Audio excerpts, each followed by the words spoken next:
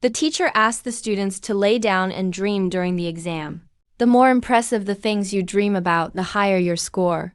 And the dreaming process is broadcast live to the entire internet.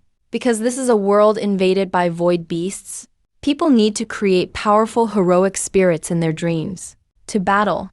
When I dreamed up Waxia's underworld, the eerie atmosphere scared the viewers so much they trembled.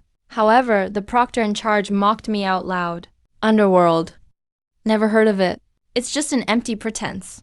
It turned out that Waxia culture is missing pieces in this world. The heavenly courts, the underworld, and other mythological symbols are unknown to people here. I, a transmigrator, became the sole bearer of Waxia culture. But at this moment, an accident happened during my Dreamweaver awakening ceremony. Unexpectedly, my mental aptitude showed A's rank, but my affinity was just 1 point. Everyone witnessing my awakening, including the teacher, twitched their eyelids. Does this mean he never dreams at all? Even my grandma's affinity is higher when she has poor sleep than mine. Dream affinity directly determines how hard it is to craft dreams. The higher the affinity, the easier it is to level up your Dreamweaver rank. Having S rank potential means I have limitless future possibilities. But with so little affinity, it means I need to work even harder than others to reach my ideal level. This person seems to be Sumu from Senior Year 3, Class O. I heard he's also a Dreamweaver, a top student who often gets full marks on basic knowledge tests. Just being good at tests, what's that worth? If your dream rank can't level up, you'll just end up getting eliminated by the star beasts.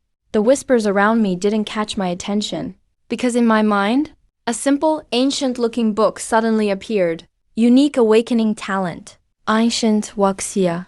When others are stunned by the Waxia myths or scenes you create in dreams, you will gain a certain amount of original force. This power can be consumed to improve your Dreamweaver level or create even better dreams. After opening the book, I was amazed to find it actually records all kinds of Waxia culture. It covers mythological figures like Pangu and Nuwa, and historical figures like the Yellow Emperor and Chiu. Great, as long as I have this classic in hand. Having low affinity won't matter much if a Taoist manifests the content recorded in ancient Waxia. Things like Investiture of the Gods, Journey to the West, the Heavenly Court, Three Realms, Pangu, Nuwa. Any one of them. Defending against those star beasts will be no problem at all. But before that, I have to deal with the Dreamweaver National Exam. Basically, it's similar to the college entrance exam from my previous life. The difference is students now use the DreamNet to link their dreams. Entering a single space, DreamNet, was created by an S-rank Dreamweaver and covers the world as a massively large shared dream. Within it are dozens of dream-built cities, serving as unique arenas for students to take the exam together, under strict supervision by the proctors. Candidates undergo Dreamweaver qualification tests here. Candidate Sumu, Mental Aptitude S, Dreamweaver. Affinity just barely meets the minimum for the exam. Confirm to enter exam? After confirming, you will enter DreamNet to start the Professional Awakening and Dreamweaver exam. Confirm. My mind was gradually enveloped in fog. Drowsiness pulled me into the dream world. Those not participating in the selection looked at my departing figure with eyes full of regret. After all, candidates with zero affinity are basically seen as failures by others. After a short silence, I was awakened in my dream by an old voice. I quickly realized I was in a void. This is DreamNet's testing area. So what will this year's test be? Candidate Sumu, number 3484, exam qualification. Certification successful. DreamNet officially assigned me an exam number. At the same time, candidates from different regions also connected to DreamNet one after another, entering the DreamNet space together for assessment. The Dreamweaver exam is broadcast live. Spectators can monitor each participant's performance in real time. Everything a candidate creates in DreamNet can be seen by the outside world. I actually think that's better, because when I use ancient Waxia to create things, I'll definitely rack up a lot of shock value. The Dreamweaver exam started on time. In an instant, tens of thousands of live streams launched simultaneously. Everyone, look at stream 1234556. That's my kid Zihan. They'll definitely get a great result this year. Many ambitious parents flooded the public chat with info about their own children. However, most people prefer to search for candidates with extraordinary talent. After all, that's the real reason for the audience's excitement. The more gifted the Dreamweaver, the more powerful their future ability to fight void monsters will be. This way. Regular people can get better protection. Guys, check out stream 12,340,056. That's definitely top-tier talent. On screen is a gorgeous girl, wearing a school uniform, her eyes lowered, fully focused on waiting for the exam to begin. The audience outside can clearly see her attribute panel next to her. Name, Zhang Hongshao. Current level, F. Mental aptitude, a plus. She's almost Frank Dreamweaver. Professional affinity, 89. Wow, that's actually an S+ level talent.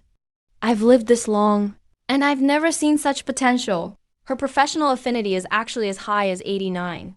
Her future growth speed will be off the charts, instantly pulling far ahead of her peers.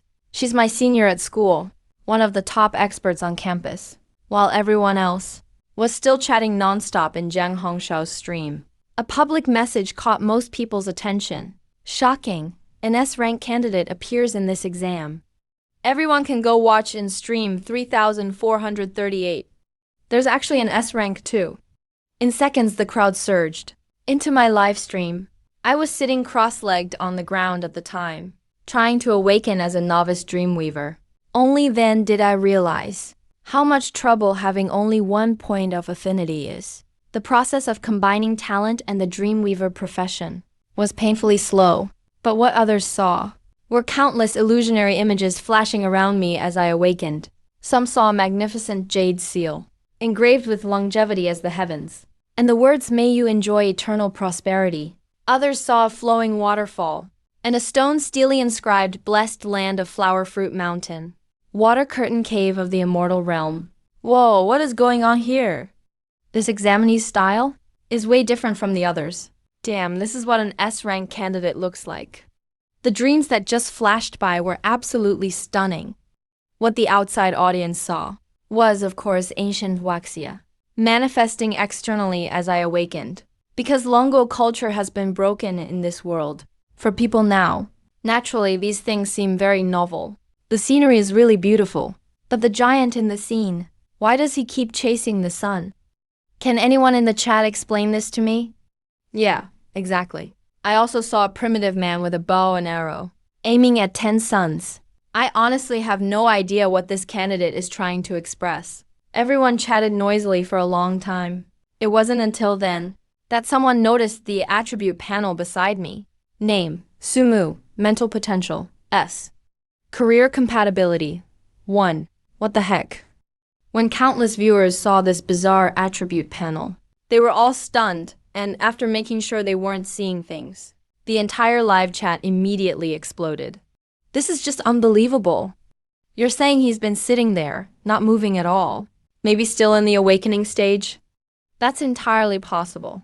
After all, with such a low career compatibility, awakening as a Dreamweaver is obviously extremely difficult. In his situation, he might not even awaken successfully by the end of the test. What a pity.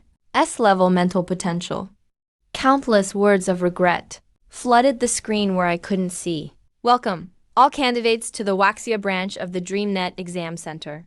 After 3 chimes rang out, an ancient voice suddenly echoed in the sky. This year's Global Dreamweaver exam will use elimination for the lowest scorers. You will all take the Dreamweaver exam on DreamNet, which will last for 1 month. There are 4 rounds of tests in total. In each round, some candidates will be eliminated, those at the bottom of the rankings. The longer you survive in DreamNet, the higher your final score will be. The last survivor will represent their country, competing with top students from other countries. Now, the first round topic will be announced, World Dreamweaving. Within 1 day, candidates must use their mental power to create a dead world. Once completed, DreamNet will immediately give your world a rating. Please take the exam seriously. When the instructions ended, there was an immediate uproar among the candidates in every space. They want us to create a major dream world right off the bat, and it has to be a dead world. All of us here are so young. How could we possibly know what a dead world looks like. For a moment, students from many districts frowned. Of course, some imaginative candidates already had their own ideas, but none of this seemed to have anything to do with me.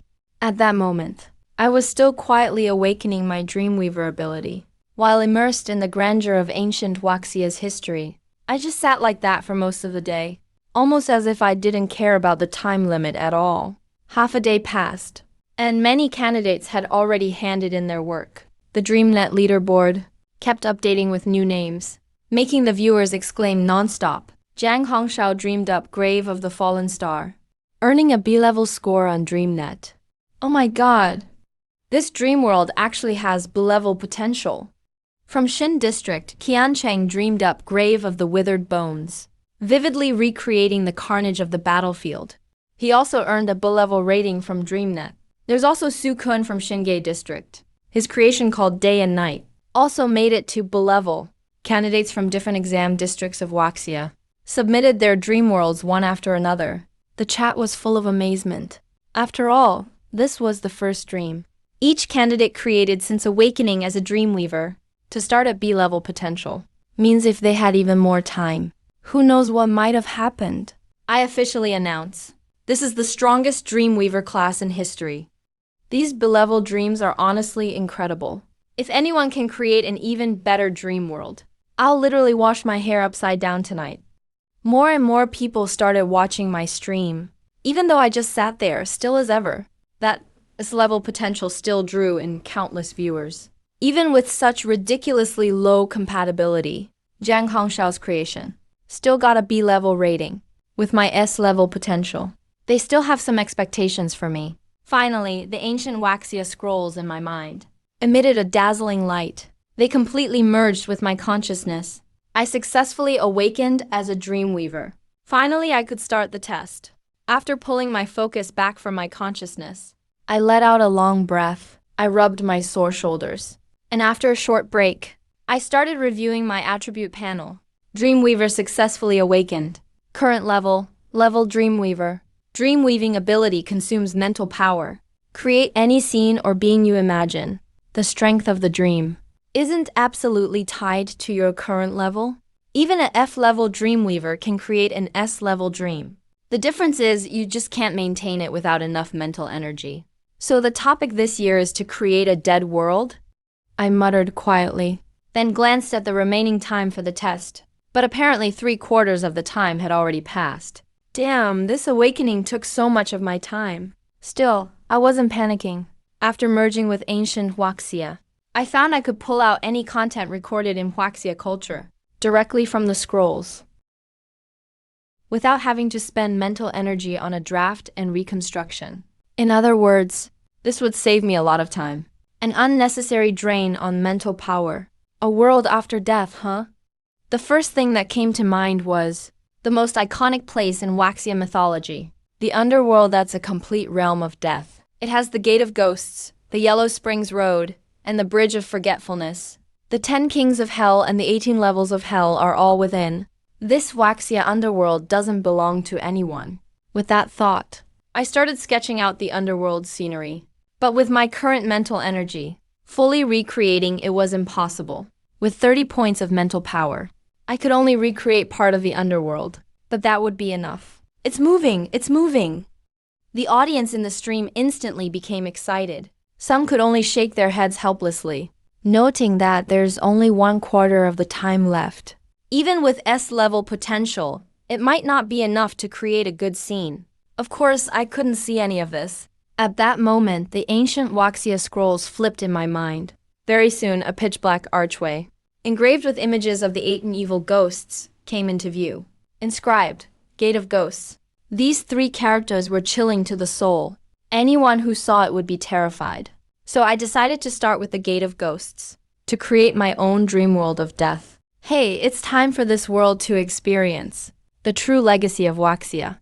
As my thoughts surged, the entire dream space began to tremble. A deep and shadowy ancient path slowly appeared underfoot, wreathed in black mist. An old, mottled stone road gradually emerged from the darkness. As the scene became more real, a flood of viewers stayed tuned in to my stream. I suddenly felt a chill in my heart. Why does this guy's scene look creepier and creepier? They were only absent-minded for a moment. The once dazzling scene was instantly filled with eerie whines.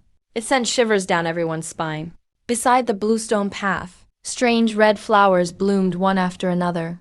In an instant, an ancient, mysterious gate rose up from the ground. On the plaque, blood red like embroidery, 3 unknown large characters were engraved. They looked like ancient script, but it was a language they didn't recognize. Yet for some reason, a mysterious fog of understanding rose up in the audience's hearts, prompting them to blurt out the name of this gate, Gate of the Underworld. All at once, many viewers showed expressions of fear. It felt as if a cold wind swept through their souls. Oh my god. The streaming chat exploded like a geyser at this moment. I'm on my knees. I'm in the desert, But this dream world actually makes me feel a chilly breeze. Guys, this is just incredible. I just saw the flowers and thought I was about to die. Kinda looking forward to it now. I want to take a stroll through the gate of the underworld. Feels like there's a ghost moving behind me. I'm out of here first. The viewers kept spamming the screen in the live chat. My mind was also flooded with countless comments.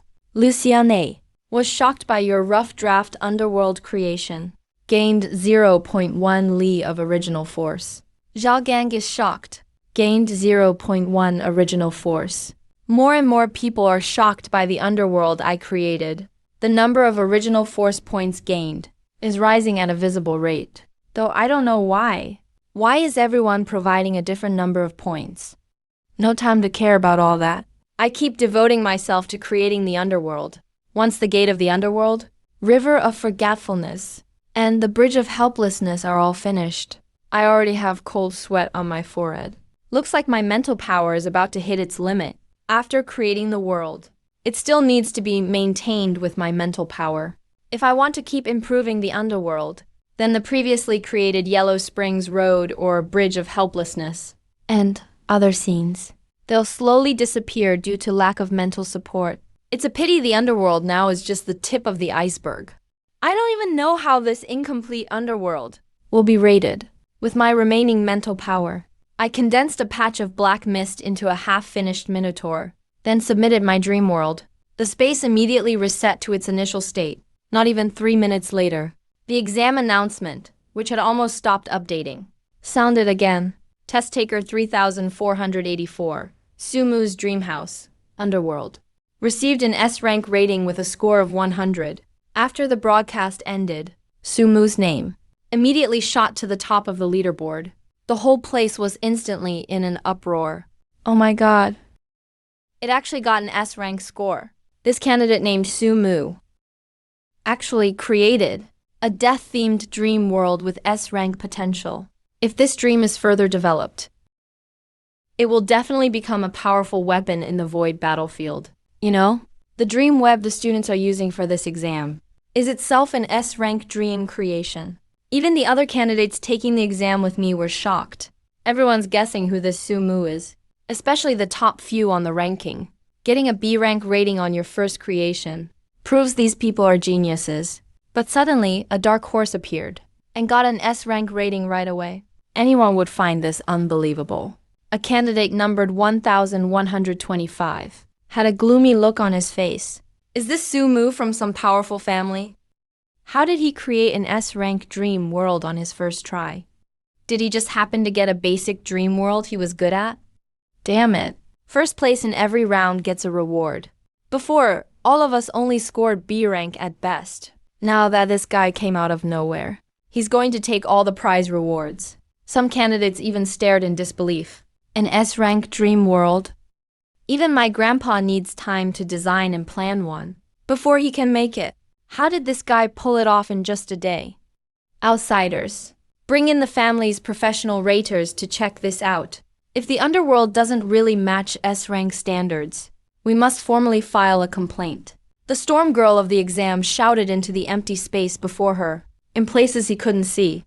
Comments kept pouring in on the stream. Compared to the test takers who are locked in, the audience roaming outside has a much easier time. Streaming room 3484 was flooded by crowds of visitors. But now that the dream was submitted, The only thing left in the scene was me recovering my mental power with my eyes closed.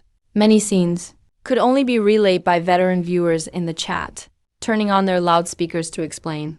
Comments like Yin Senk and Bulan saying they felt like they were dying left the new viewers stunned. Seriously?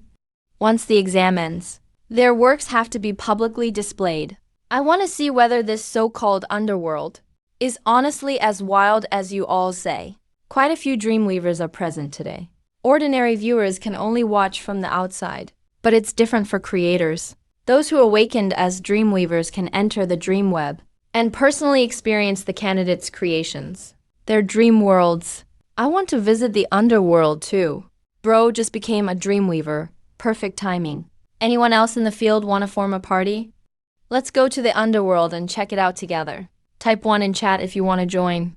As expected, the comments were flooded with one south. Watching my original force points keep climbing, I couldn't help feeling overjoyed.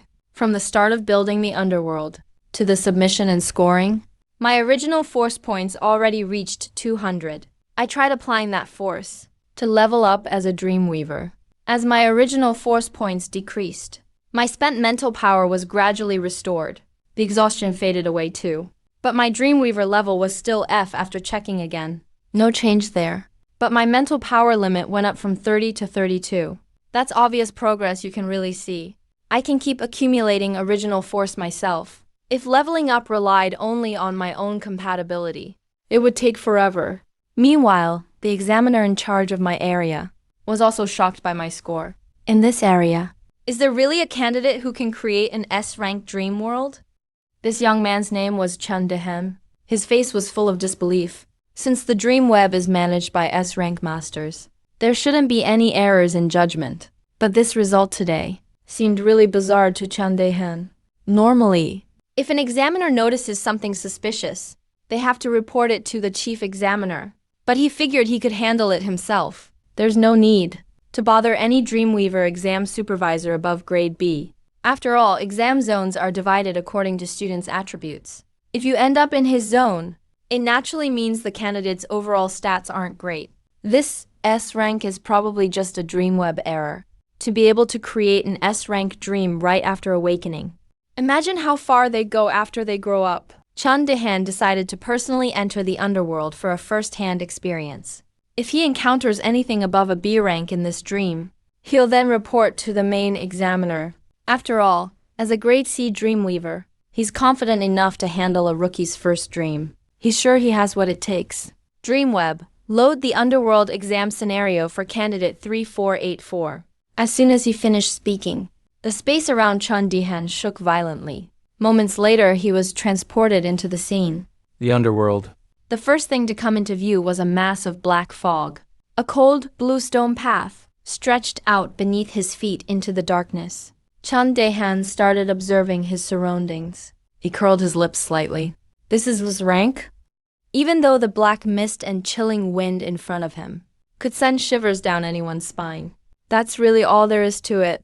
After all, he'd fought on the void battlefield before. He's witnessed plenty of life-or-death brutality. A little turbulence like this wasn't about to make him back down. Looks like the underworld is just for show, huh? Just as a trace of disdain flashed in Chun Dehan's eyes, he suddenly heard a loud shout from behind. Now that you're dead, why are you still standing here? This sudden voice instantly made Chun Dehan's hair stand on end. The moment he turned around, he felt a black iron chain wrap around his throat. Standing in front of him was a bull-headed monster shrouded in deathly aura. The ox-headed creature gripped a chain in its hand, its face bluish-purple, looking every bit like a soul-reaping fiend. It's actually a half-finished dream creature. Chun Dehan's heart skipped a beat. A bad feeling surged within him. Originally, it was just a scene depicting death, nothing dangerous. But when a dream creature shows up, that's a whole different story. This candidate not only completed the dream scenario, but also used extra mental power to create a dream creature. What kind of mental power does it take to pull that off? Chun Dehan's expression changed drastically. He hurriedly tried to speak and ask Dream Web to pause. But the black chain around his neck suddenly tightened. The ox-headed monster jerked the chain hard. There was a loud thud. Chun Dehan felt himself go weightless and was yanked along by the monster's chain. At the same time, black smoke started burning off the chain. A soul-searing pain burst from deep inside Chun Dehan's heart. When he looked up again, he saw someone who looked exactly like him, standing right where he was a moment before. He himself had become a semi-transparent, soul-like being. My soul was actually yanked out of my body by this bull-headed monster. Oh my god. This underworld is absolutely a genuine S-rank potential dream. Chun Dehan's face instantly filled with terror. He rasped out, straining his hoarse throat, calling for the king of Meng Meng Wang. But before he could finish shouting, the panic on Chun Dehan's face faded away. All his thoughts of asking for help slipped away like sand. In the end, he had just one thought left. I'm already dead. Yeah, I'm already dead. Hurry up and get on the road. The ox-head monster scolded while pulling the chains. He, who was originally a bit confused, had all his doubts instantly dispelled the moment the ox-head scolded him. Just walking towards the gates of hell with lifeless eyes, muttering the words, I'm already dead, over and over in his mouth, and passed through the gates of hell in a dazed state, walking all the way to the edge of the river of forgetfulness.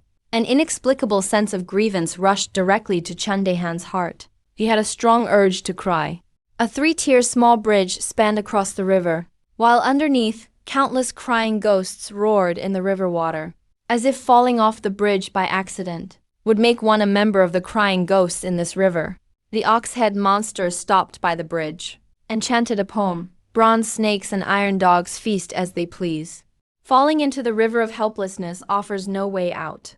Young man, if you had committed many sins during your life, then take the lower bridge. If you lived a mediocre life, then take the middle bridge. If you did good deeds and accumulated virtue, and were a good person, then take the upper bridge. After saying this, the iron chain on Chun Dehan's neck loosened. His whole body involuntarily walked over. Past events began to flash before his eyes like passing scenes. Just coming of age, he awakened as a dream weaver, got admitted to a top university, achieved some success 2 years later, fought alongside his mentor on the void battlefield, and finished off a star behemoth. As past events kept surfacing, his originally dazed mind also recovered somewhat. But somehow, he felt he should be able to take the upper bridge. At the same time, a strong thought broke free, prompting him to yell at the sky, "Old man, save me." As his voice faded, a certain restriction inside Chun Dehan's body was broken. A spiritual light flew out from his soul body and quickly integrated into the dream web. Dreamweaver. Inside the board director's office of a top university, a little silver-haired old man who was drinking suddenly went theft and spat out his liquor. Oh no, my disciple is in trouble. Subsequently, a golden figure appeared out of thin air in the underworld, barely managing to grab Chun Dehan from the bridge of helplessness and pull him down. Old man, you finally came. This student's dreamscape is absolutely insane. This underworld truly has S-rank potential. Look at your pathetic state. The old man also started to examine the underworld's environment and couldn't help but marvel. This student's imagination is unprecedented. To actually have something like the ox-head monster, such a powerful dream creature. If this weren't still an exam within the dream web space, I would have to put in some effort to suppress it myself. Is this really something a newly awakened student can achieve? What they didn't know was that this, in fact, was completely replicated by me from ancient China. Ding, Chun Dehan felt extreme terror towards your dream. Creation, the incomplete underworld. Origin power plus 25. Chun Fenghui was shocked by your creation, the incomplete underworld. Origin power plus 500. Damn, here comes a big client. Looking at my suddenly soaring origin power points, I instantly understood that the amount of origin power obtained is judged based on the strength of the person being shocked. This person named Chun Fenghui is simply awesome. It must be some big shot arriving in person. I didn't immediately use this origin power, but saved it instead to prepare for creating better dreamscapes later. This first dream weaving exam also ended amidst the chief examiner's shock. Next was the announcement of the exam results. Candidates with a total score below 30 points will all be eliminated. S rank is 100 points. B rank is 80 points, and so on. My S rank Dreamscape potential naturally earned the 100 point reward. The top 100 candidates will also receive certain rewards, and the Dreamscapes created by the top 100 students will all be open for a limited time within 3 days. Interested Dreamweavers can spend a certain amount of money to visit. Hearing this, my body suddenly jolted. With the Dreamscape open to the public for visiting, it will definitely shock more people. Wouldn't my origin PowerPoints just skyrocket then? While my thoughts flashed, another brand new and special announcement was published. As decided by the examination committee, for candidate No. 3484, Sumu's Underworld Dreamscape, an entry threshold is set. As the Dreamscape may cause psychological and mental harm to people, only those with unyielding determination may explore deeply. To ensure safety, only Dreamweavers with a mental strength of up to 300 points and a rank of C or higher are qualified to observe. As soon as this notice came out, it triggered another sensation. For the examiners to actually say this, it's enough to prove the immense value of my underworld. Although a threshold was set, this is after all an A's rank Dreamscape created by a candidate. For a time, many prominent families began arranging for people to enter and investigate. What awaits me will be another handsome influx of origin PowerPoints. As for the idea that someone, after observing the underworld, might want to replicate it, I'm not worried about this at all. To Dreamweavers, every dreamscape stems from one's own understanding. Even if the observers replicate the underworld one-to-one, the effect it releases would merely be a superficial imitation. It wouldn't reach 1/10 of the original underworld. Before long, I received the first place reward sent by the examiners. Dreamweaver's Heartfield. A dreamscape heartfield that can be stored within one's own sea of consciousness, with the function of storing one's own dream creations. After reading this introduction, my eyes lit up. I had heard of this thing before. It's a dream-weaving item created by top-tier dreamweavers, equivalent to a small world. With this thing, I can store my meticulously crafted underworld inside it, without worrying about it dissipating due to a lack of mental energy to sustain it, and just take it out from inside when needed. For low-tier dreamweavers, this is simply a divine artifact. Having this thing will make the next few rounds of testing much easier. This couldn't help but make me look forward to the upcoming rewards. As the eliminated people left the dream web crying, this first round of testing also drew to a close. The next exam will take place in 3 days. When I received the notices, I was full of doubts about the content of the exam, because all of us will be sent to a place called Dream City. That is to say, in these 3 days before the exam, we will all be living inside Dream City. Furthermore, the notices clearly stated that 3 days later, students with scores above 30 points can participate in the next round of exams. Right now, the students with scores below 30 have already all been eliminated. Obviously, there's a slight contradiction in this rule. In other words, we are very likely to consume points within Dream City. Perhaps. This Dream City is also a part of this exam? While thinking, my entire body was once again shrouded in mist, and I fell asleep, waking up again. I was already on a bus heading to Dream City. Hey, stop sleeping. We have arrived at Dream City. Get up, all of you. A gruff voice interrupted the sleep of the students on the bus. Everyone get off. I still have to go pick up the next trip. What is going on lately? How did so many people arrive all at once? I opened my eyes grudgingly, only to find myself surrounded by students just as dazed as I was. Clearly. These were all candidates who had collectively passed the first test. Some students, unable to stand the driver's rude shouting, snapped back with a few complaints. But when they saw clearly that the man before them was a burly, bronze-skinned fellow with a ferocious face, they all lowered their heads and wilted away. However, the man didn't plan on letting them off that easily. He pointed at several people in succession and said, "You few, the fare this time is 10 points. For everyone else, the fare is 5 points. You can only get off after paying the points." As soon as these words were spoken, the entire crowd was in an uproar. Even just paying the bus fare costs 5 points? It was just as I suspected. In this Dream City, everything requires points to get done. since a taxi ride costs 5 points.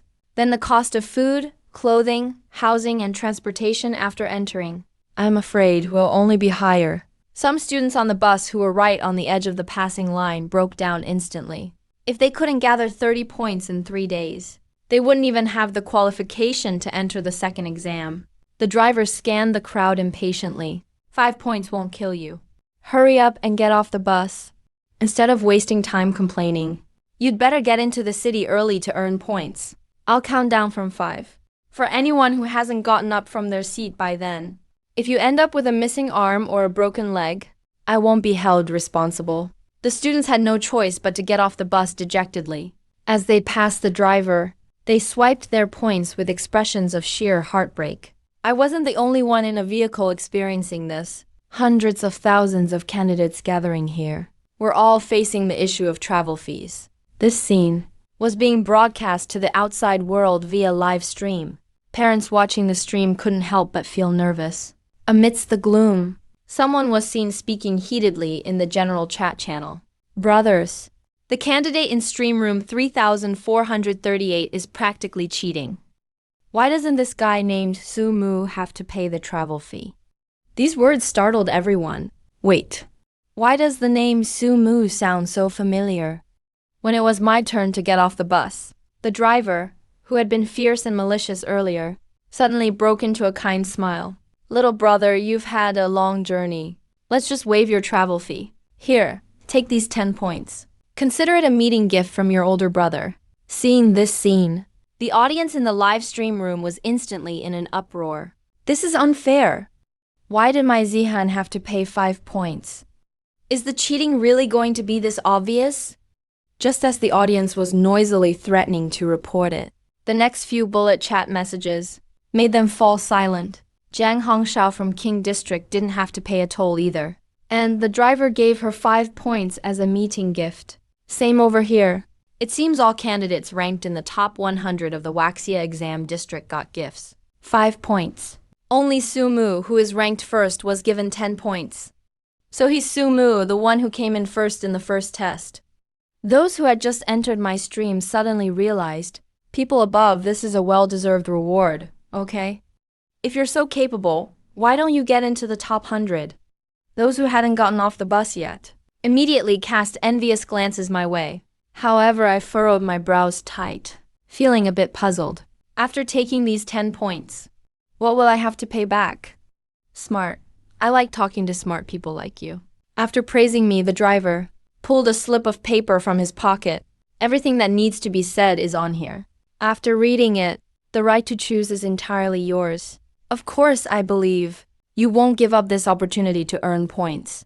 I took the paper, said I understood, and hurried off the bus. After all, with so many people having paid the toll, I was the only one who got a reward. To avoid unnecessary trouble, I had to quickly leave the scene first. Finally, I could vaguely hear the sound of candidates behind me bargaining with the driver. Enough of your nonsense. Pay an extra 10 points before getting off. Just enough to help me recover a bit. This area of Dream City was very cold.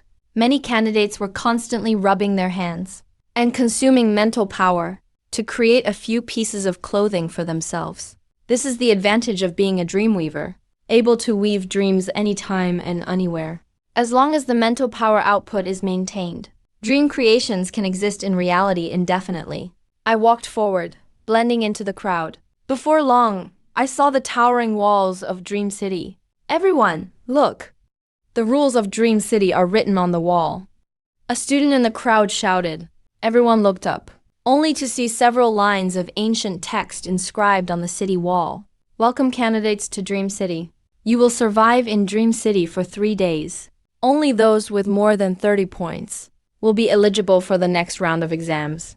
After entering Dream City, please be sure to follow these rules. 1. Within Dream City, it is strictly forbidden to engage in behavior that violates safety and order. Once violated, it will draw severe punishment from the law enforcement team. 2. Candidates must not attack each other, unless you are in a designated area. 3. Any attempt to use loopholes to gain points will be treated as cheating. 4. There is a curfew at night, and going out is prohibited. Those who do not follow the rules will be punished. 5. The above rules only apply during the day. The first 4 rules seemed normal enough. But what on earth was this last one? I have a hunch that in the next 3 days, this dream city probably won't be peaceful. If someone tries to steal points at night, I, as the top ranker, will likely be the most targeted. It seems I need to hurry and recreate a version of the underworld. This time, I guarantee it will be a complete version. While others go out at night to burn, kill, and pillage, I'll show up at night to scare people. Harvesting origin power shouldn't be a problem, right? I wasn't the only one who understood the rules. When the surrounding students with low points understood, their faces instantly filled with dread. It's all over now. I only have 30 points in total. If I don't earn enough points working in Dream City, will I have to become a bandit too? I can't possibly beat the high-ranking people. Damn it, these 3 days in Dream City. Could they actually be the second round of assessment? While everyone was discussing, suddenly a student shouted, "Are there any candidates from Jiangzhou District? Looking for teammates from Jiangzhou District to form a party. Jiangzhou no. One middle school is preferred. My mental potential is C grade, with a compatibility of 66%. Looking for 4 teammates of the same level to party up. Let's survive these 3 days together." Upon hearing this, the others immediately began to consider their options. For those with enough points, they could watch each other's backs, greatly increasing their chances of survival. Although the rules didn't explicitly allow this, the fact that it wasn't forbidden meant there was room to maneuver. If anyone wants to try anything funny later on, they'd have to consider if their fists are strong enough. So right at Meng City Gate, small groups started sticking together. Only a few people left the crowd and headed into the city. I wasn't planning on teaming up with anyone. With my current points, I should be able to survive 3 days just fine. If teaming up exposes me as the top scorer, then it just wouldn't be worth it. Just as I was about to leave the group myself, a commotion arose at the entrance of Dream City. A group of carts selling food appeared, heading toward us. Braised chicken, braised duck, skewers, all kinds of delicious aromas. All sorts of mouth-watering foods were brought out for sale. 5 lamb skewers for 1 point. The street vendors started calling out to potential buyers. In no time at all, the gate of Meng City had turned into a food street. Some students with less self-control were already eager to try. Kids, you must be hungry, right? Fried noodles, 1 bowl for 1 point. You need to eat to have the energy, don't you? Hearing this, some students started heading toward the vendors. After all, we'll be staying in Meng City for 3 days. Spending some points is unavoidable. Besides, 1 point isn't a lot. Most of the people here can afford it. At worst, we can work some jobs in the city later to earn it back. With that in mind, many people began buying food. Of course, there were still plenty of students who resisted the temptation and just went straight into the city. I watched the scene and started thinking. Somehow, I felt like these vendors were bait set up by the test organizers. Their goal was probably to find ways to drain our points. Luckily, I'm not hungry right now, so I ignored the tempting smell in the air and entered the city. On the way, I saw some signs. Restroom, turn left here. Entry costs 2 points. There were also some women with red armbands wandering around the city gate. They were holding up signs saying littering will cost you 2 points per offense. Wow. So this is the trap they've set up. The viewers in my live stream saw all this from my point of view and started making jokes. If those who bought snacks start littering, these lady managers will definitely teach them a lesson. Honestly, I was thinking the same thing. But whatever happens to them later has nothing to do with me. After entering the city, a skinny boy darted out from my side, with a fawning smile on his face. "Anything I can help you with?" Before he could get closer, I took a step back and asked cautiously, "Don't worry, bro. I'm not here to scam you. It's definitely a good thing." The boy pointed to a corner of the street. "Can you guys quiet down a bit? Is this some special dialogue triggered because I have a lot of points?" I wondered to myself. Still, I stayed alert and walked to the spot he indicated. When I got there, the boy said, "You can call me Little Snake. I'm the local know-it all around here. I only serve big clients with 60 points or more, and that includes 60 points exactly. I can answer 3 general questions for you. All you have to do is pay me 5 points. bro. Like secrets about accommodations. Or where you can earn more points. As long as I know, I'll definitely answer. If I don't know, it counts as one question wasted. Of course, one of my 3 answers won't be entirely true. You'll have to figure that out yourself. Each student can only get this offer at the start. Even if you see me later, bro, you won't get such a good deal again. Little Snake rubbed his hands together eagerly. How about letting your buddy make the first sale, bro? For just 5 points, the know-it-all will answer 3 questions. And this special offer is only available at the beginning. I didn't hesitate much. I nodded and paid him 5 points. If Little Snake is telling the truth, then those points will be totally worth it. Got it, bro. Go ahead and ask your questions. Little Snake looked excited. If I know the answer, I'll tell you. Alright, tell me one secret you know about places to stay. That was my first question. After pondering for a moment, Little Snake answered, in our Meng City. There are rarely any outsiders here. There's only one real hotel in the city. It used to be a prison for detaining astral behemoths, then it got repurposed. The secret about accommodations lies here. Given the limited conditions for renovation, the hotel can accommodate up to 3,000 examinees. The rest have to stay in local guest houses. But bro, you gotta trust me. At this point, he looked at me seriously. Outsiders, staying in guest houses at night in Meng City is not a good idea. I nodded and began gathering useful information. There's only one real hotel, and it can only hold so many people. The rest have to stay at other people's places. Staying over isn't a good thing. Meng City sure is interesting. Where can you safely maximize your points? I asked my second question, and put emphasis on the word safe. Bro, you catch on quick. You instantly saw through my earlier hinting. Little Snake laughed awkwardly. There are 2 ways to earn lots of points. First is going out at night. Second is participating in Dreammaker duels. What people usually call underground fights. Trust me, there's no faster way to rack up points than this. The first option is life-threatening. The second one could leave you injured at worst. But you can recover by spending points. So compared to that, Dreammaker duels are much safer. I thought it over for a bit. This must correspond to the second rule. Examinees are not allowed to attack each other, unless it's at certain events. Obviously, the Dreammaker duel arena is exactly that venue. It's a good place for me. I can win duels and earn points, and amaze the crowd, harvesting acclaim. Thinking about it, I was getting more excited. Final question. What happens to people who mess around at night? What the heck? People who've been watching my live stream started getting confused. What kind of question is Sumu asking? Didn't he read the rules carefully in advance? The rules only apply during the day. Exactly. Isn't this obviously wasting a question? Of course, I couldn't see my own chatroom comments. Instead, I was staring at Little Snake, thinking over the rules. Rule 1. In Meng City, it is strictly prohibited to violate public safety and order. Anyone who breaks it will face harsh punishment from the law enforcement squad. Rule 4. Nighttime is strictly curfew hours. No wandering around during this period.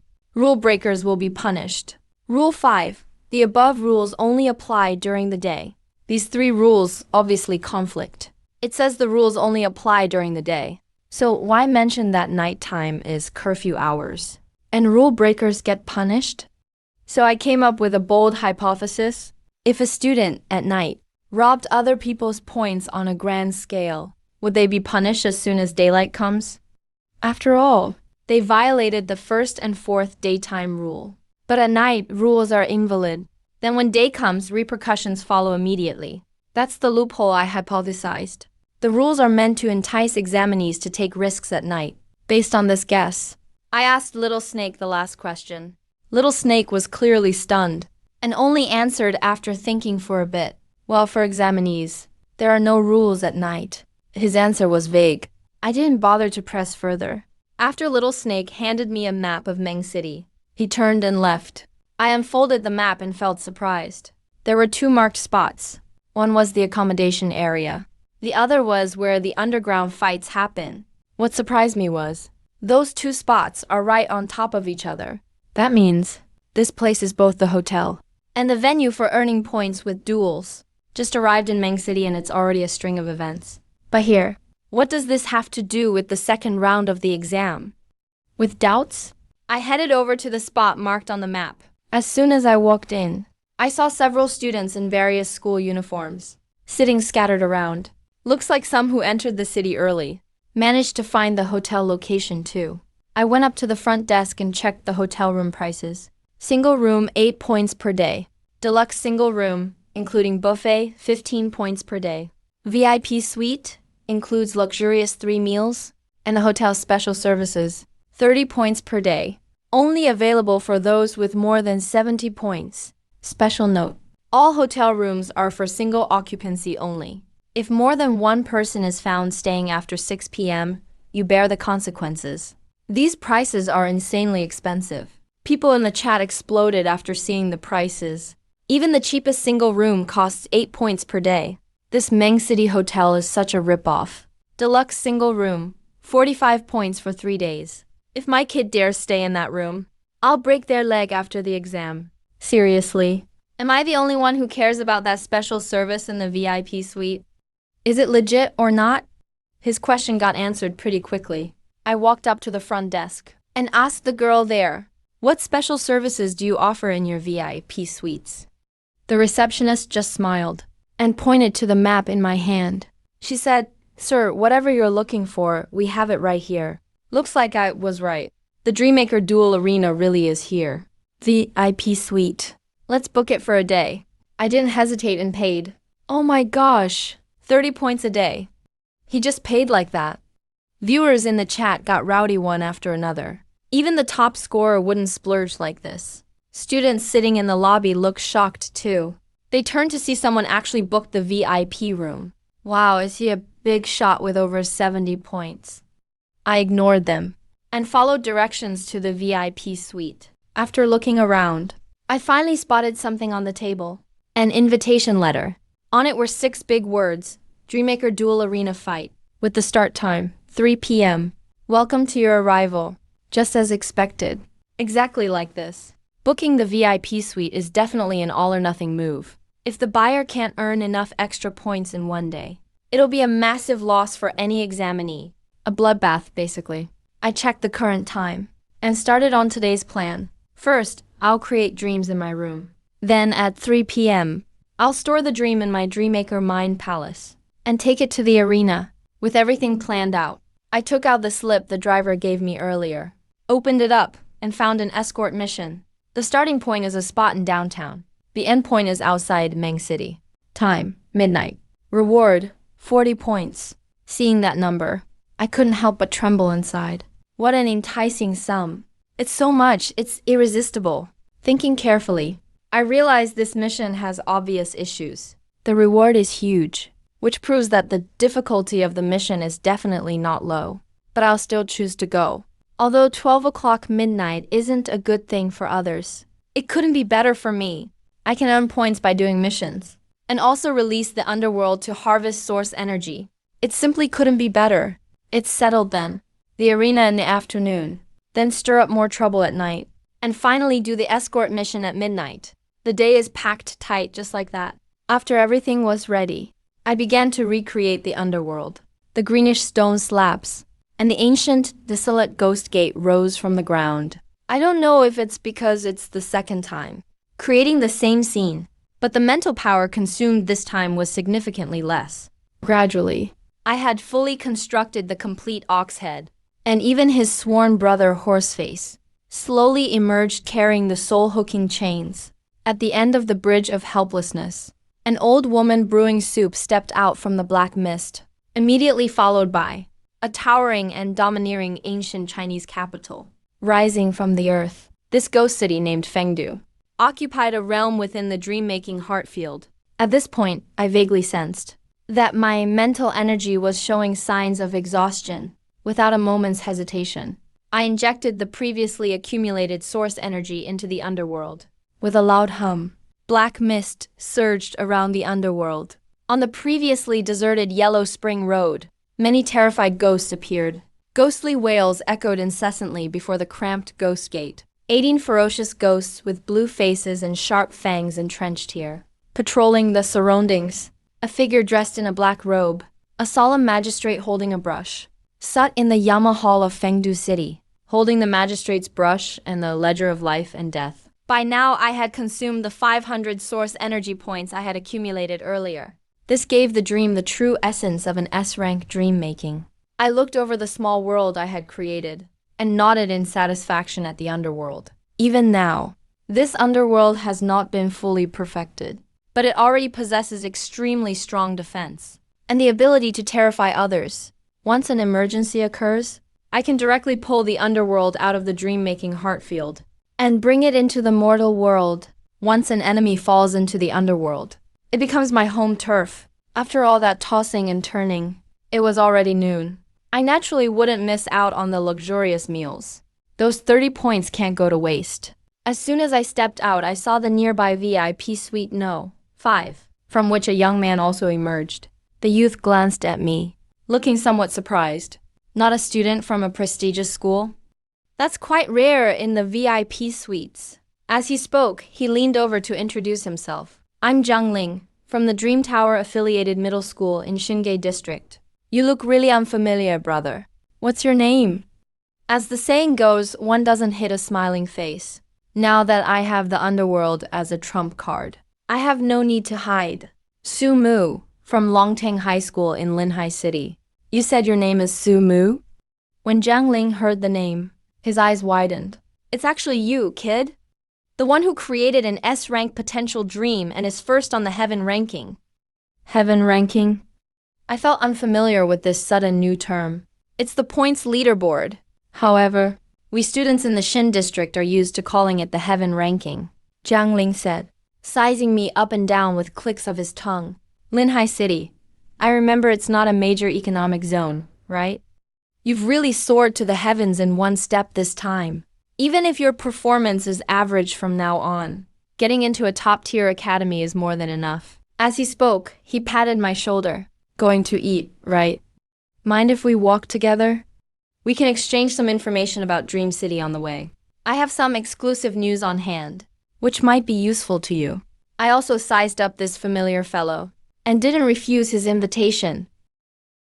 Along the way, he said, the top 100 students would receive 5 points from the driver and a hidden mission card. When I said that the points I received were 10, Zhang Ling almost spat out a mouthful of blood, lamenting that the treatment for first place was indeed special. Next, he took out the note for the escort mission, which showed a 30-point reward upon completion. I said my reward was 40. Hearing this, Zhang Ling was moved to tears. Is there no justice anymore? The examiners are simply showing favoritism. My expression twitched. I thought that the first student I talked to in Dream City was quite expressive. On the way, Zhang Ling also told me some exclusive news, like the Dream Maker duel at 3 p.m. Besides the examinees, the original residents of Dream City can also participate. This is not good news for us examinees. After all, examinees are all newbies who just awakened. Competition between examinees can still be considered fair. But once the original residents of Dream City join in, it's very likely that they will suppress others with their cultivation realm. One moment you might be fighting a fellow A-rank novice, and the next moment a C-rank big shot might jump onto the arena. However, as for the specific rules, Zhang Ling stated that we wouldn't know until the arena officially begins. As the elevator neared the restaurant floor, Zhang Ling leaned in again and said, I'll introduce you to some friends later. To survive in Dream City, one must interact with other examinees during these 3 days. Of course, if you want to hide your identity, that's fine too, based on my previous observations. In the VIP restaurant we're going to, there are at least a dozen top 100 experts. When they talk about you, the number one on the heaven ranking, they are very unconvinced. Hearing his words, I raised an eyebrow, then shook my head slightly. No need to hide. Just go ahead and introduce me. Hehe, I like your powerhouse mentality, brother. If anyone dares to find trouble later, I'll help you. There are many of us. No need to fear. The elevator reached the restaurant floor and opened slowly. At a glance, there were already some students sitting inside. At the same time, the people in the restaurant also looked over. The show is starting. Bro! Zhang Ling met the gazes of others and waved towards a corner of the hall. Sister, look. This is the new friend I made. His name is Su Mu. As soon as these words were spoken, everyone's gaze in the room instantly focused on me alone. This name, to these top 100 students, was far too familiar. He's the Sumu who is number 1 on the heaven ranking. The genius who created an S-rank potential dream. To think we'd bump into him here. Immediately, jealousy, scrutiny, hatred, and various other expressions appeared on some people's faces. If it were anyone else, they would surely feel like thorns were in their back, uncomfortable all over. But for me, who has the confidence, I didn't feel a thing. When the viewers in the live stream saw this scene, they all got excited. It's coming, it's coming! The first gathering of geniuses. The people here are all geniuses, from major districts like the Shinge district. They're different from Sumu, who came from the lower district. So what if he has S-rank mental potential? The things most people here have experienced are beyond what ordinary people can imagine. I also heard that even before some of them awakened as dream masters, they were pulled into the starry dreamscape to witness behemoths of the stars up close. This Sumu is still going to participate in the arena this afternoon. Do you think he might not even survive the afternoon? After Zhang Ling waved, he led me to 2 girls in the hall and began the introductions. First, he said to a girl with a calm temperament, "This is my sister, Zhang Hongxiao." Then he introduced a girl in red, "And this is also my sister, Tang Ning." "Hello, both of you." I greeted them politely. The calm girl nodded politely in response. "So you're Sumu?" The girl named Tang Ning next to her asked with a smile. "Which prestigious family are you from?" "A great family with the surname Su." "I don't think I've ever heard of one. Or is your grandfather from some big clan?" "What the hell is a prestigious family?" I grumbled to myself. As a descendant of Wang and Huang, does having 1.4 billion compatriots count as a family? On the surface, however, I gave a gentle smile. Just an ordinary student. No special background. When Tang Ning heard he was just an ordinary student, she looked at Zhang Ling with some doubt. Seeing the other nod, her expression gradually turned to shock. "You mean without any support from elders, you created an S-rank dream by yourself?" Before she could finish her sentence, a male voice rang out from behind. "So you're Sumu. I've heard a lot about you." Turning around, I saw a guy walking over with a smile on his face. "I heard that an unknown legend appeared in the first round. Looking at your appearance today, you really do live up to the reputation. Let me introduce myself. I'm Qian Cheng, from the Shen district." As he spoke, he reached out for a handshake. "It's just a greeting between candidates. Does it have to be so formal?" I couldn't help but feel a bit guarded, but I stood up to shake his hand anyway. "Sumu from Binhai City." Qian Cheng thought for a moment. Before remembering where Binhai City was, He frowned slightly and said, "The lower district?" before I could reply, his face transitioned back to a smile. "You're joining the arena battle this afternoon too, right? I really want to see how much strength this legend possesses. Who could create an S-rank dream upon their first awakening? Just how capable are you?" By now, Qian Cheng's words were clearly provocative. "Interested in a couple of rounds this afternoon?" I know this Qian Cheng. He's the genius who created a B-rank potential dream. The grave of withered bones. I've seen the death dream he created. Mountains of corpses and seas of blood. It's incredibly realistic. This guy must have been on a battlefield. It's starting! How exciting. Dream masters are just like this. No one yields to anyone at the same level. Listening to Qian Cheng's words, I raised an eyebrow. But this suited me just fine. I could use my Huaxia dreams while simultaneously crushing a genius of the same rank. This kind of drama should be popular with the viewers. The more viewers there are, the more source power I'll obtain.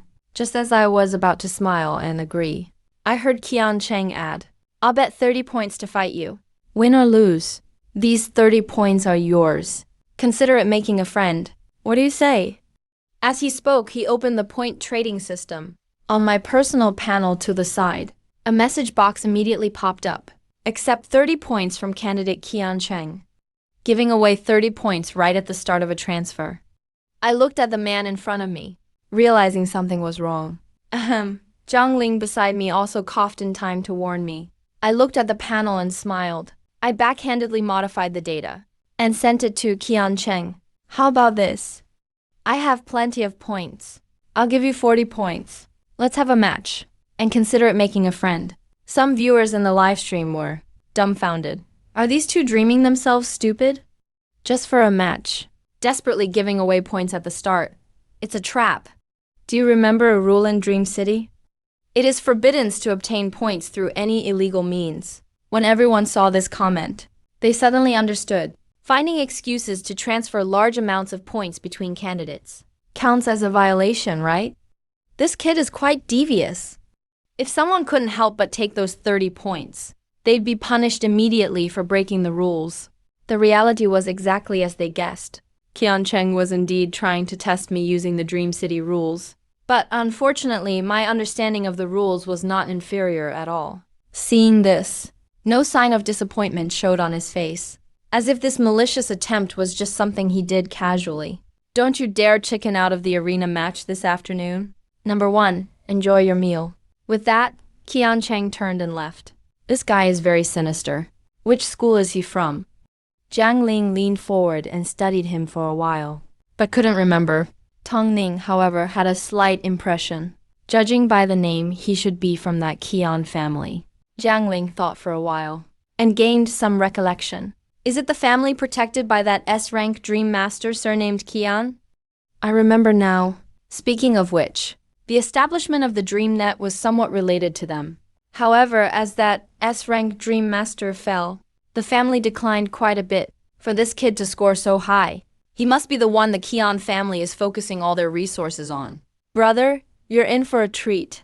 Listening to Jiang Ling's words, Tong Ning added a question, and revealed some info she had scouted. For the arena match this afternoon, anyone entering must pay an entry fee of 30 points, and each person can only go up once.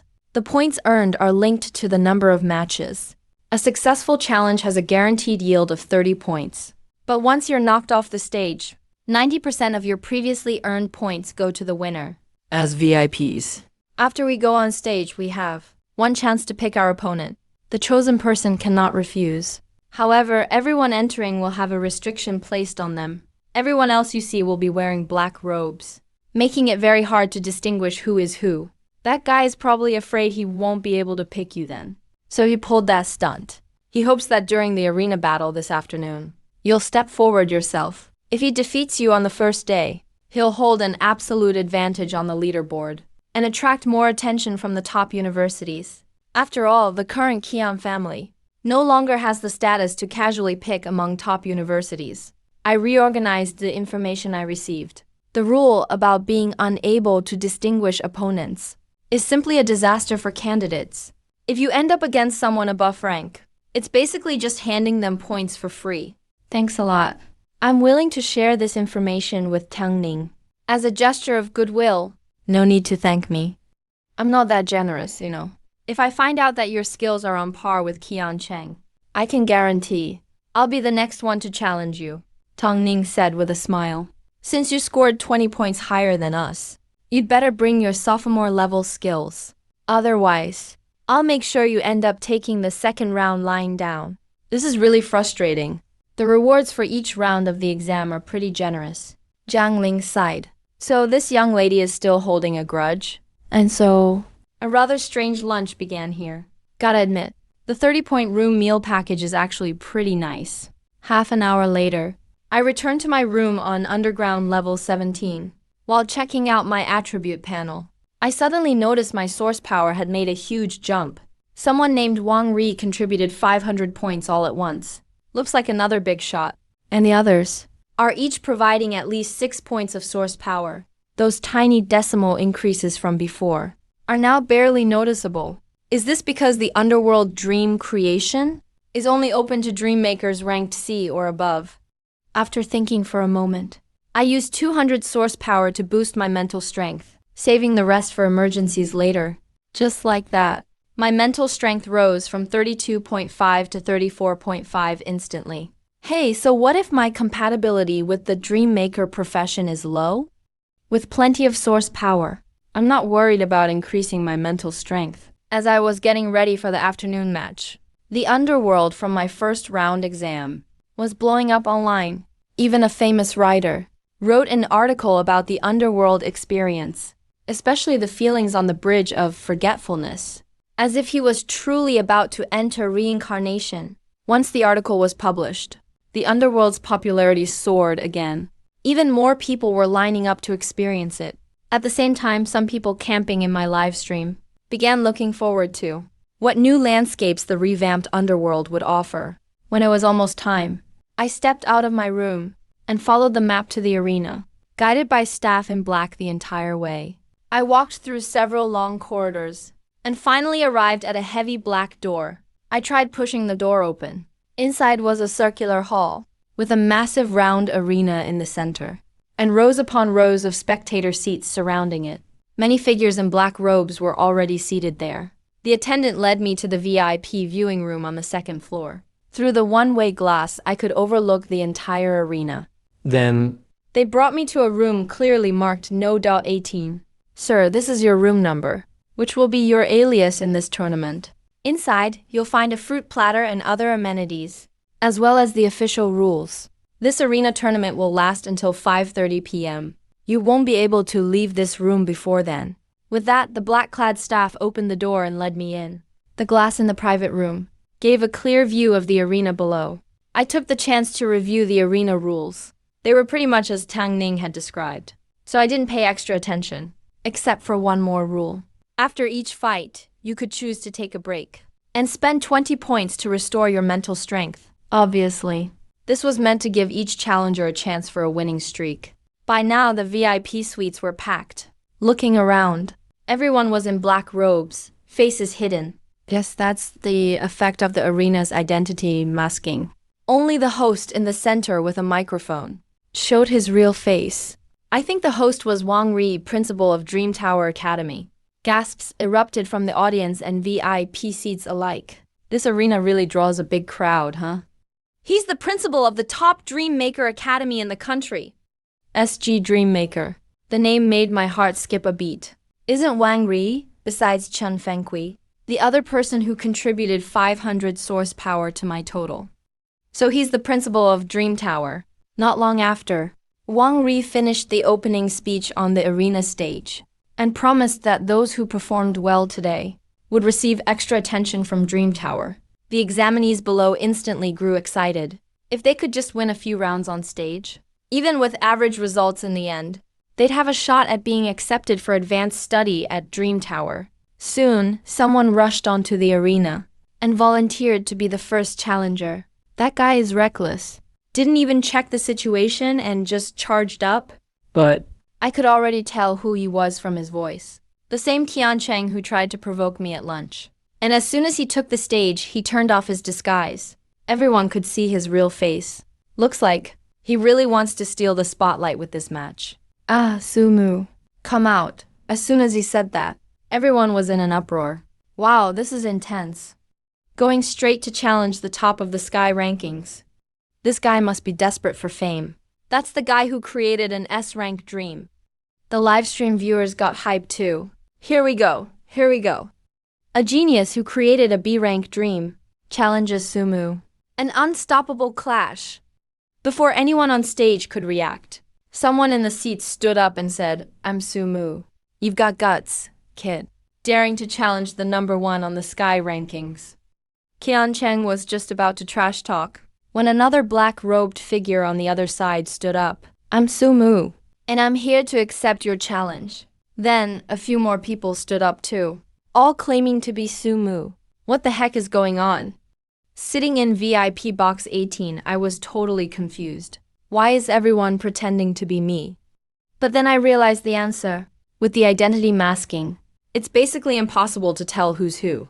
And VIPs can only nominate one person to go up. If all the masked people claim to be that person, VIPs don't have the power to check. If I don't go out myself, Qian Cheng might end up facing the local guy and totally embarrass himself. The folks watching my live stream were already in stitches. This is killing me, it's too funny. This guy stood up first to grab attention. Now he's totally embarrassed himself. With all these new Sumu showing up, Qian Cheng on stage was totally confused. Sweat started pouring down his forehead. Luckily, this awkwardness didn't last too long. Through the glass of box 18, He spotted me standing up, even with the masks on. He locked onto his target in a single glance. I was honestly impressed by his perception. No wonder he's ranked in the top 100. Maybe during lunch, he'd already memorized my appearance and recognized me by my height and build. After I got on stage, Qian Cheng was still a bit nervous, but all he could do was tough it out. Both sides got into position. The match began. Qian Cheng glared at me, scoffing, "I don't care if you're Sumu or not. Either way, you're going down." Tomb of withered bones. Qian Cheng reached out devoutly toward the air in front of him. He began to unleash his dreamscape. With him at the center, a barren graveyard suddenly appeared. Skeletons broke through the ground one after another, eerie and terrifying. The appearance of these bones seemed to change the entire world. Everything felt a little different. Sumu, you're not improvising your dreamscape on the spot, are you? Seeing his dream completely covered the entire arena. Qian Cheng spoke proudly.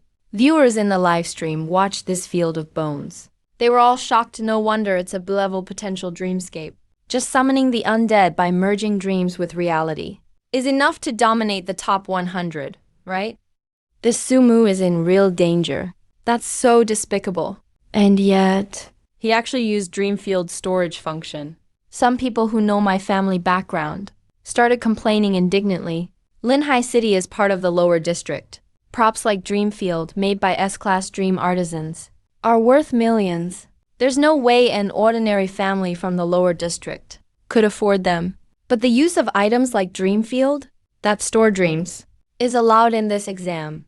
After all, dream artisans eventually have to face the star beasts. Using such props is basically essential knowledge. The earlier you learn, the better.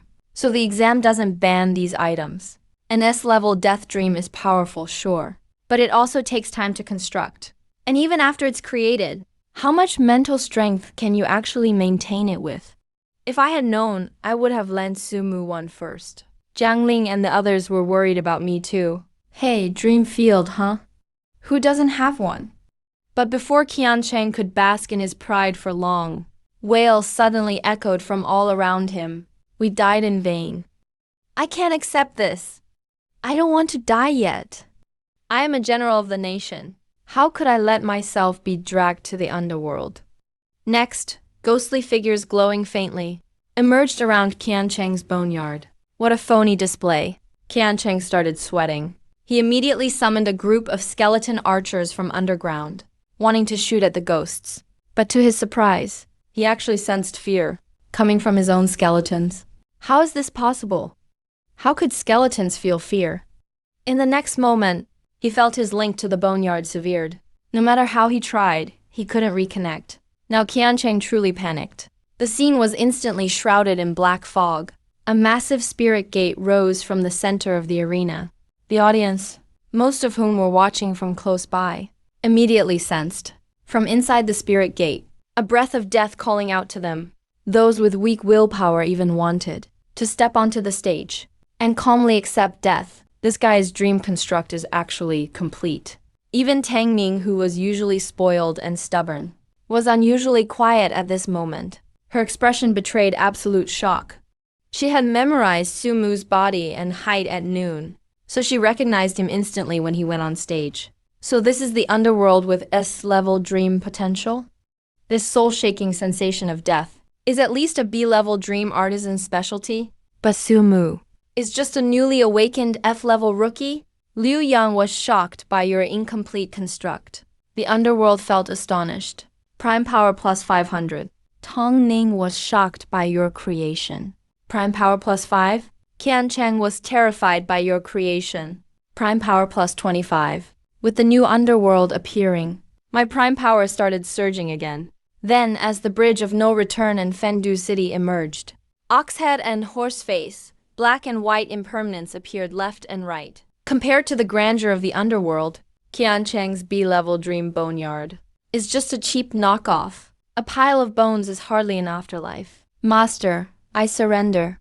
Please take me as your disciple. Even if I reach a level, I still wouldn't be able to dream up something like this. Right then, Qian Cheng was standing on the stone road in a daze. His legs were shaking uncontrollably. His dream construct had retreated into a quivering heap. not daring to move.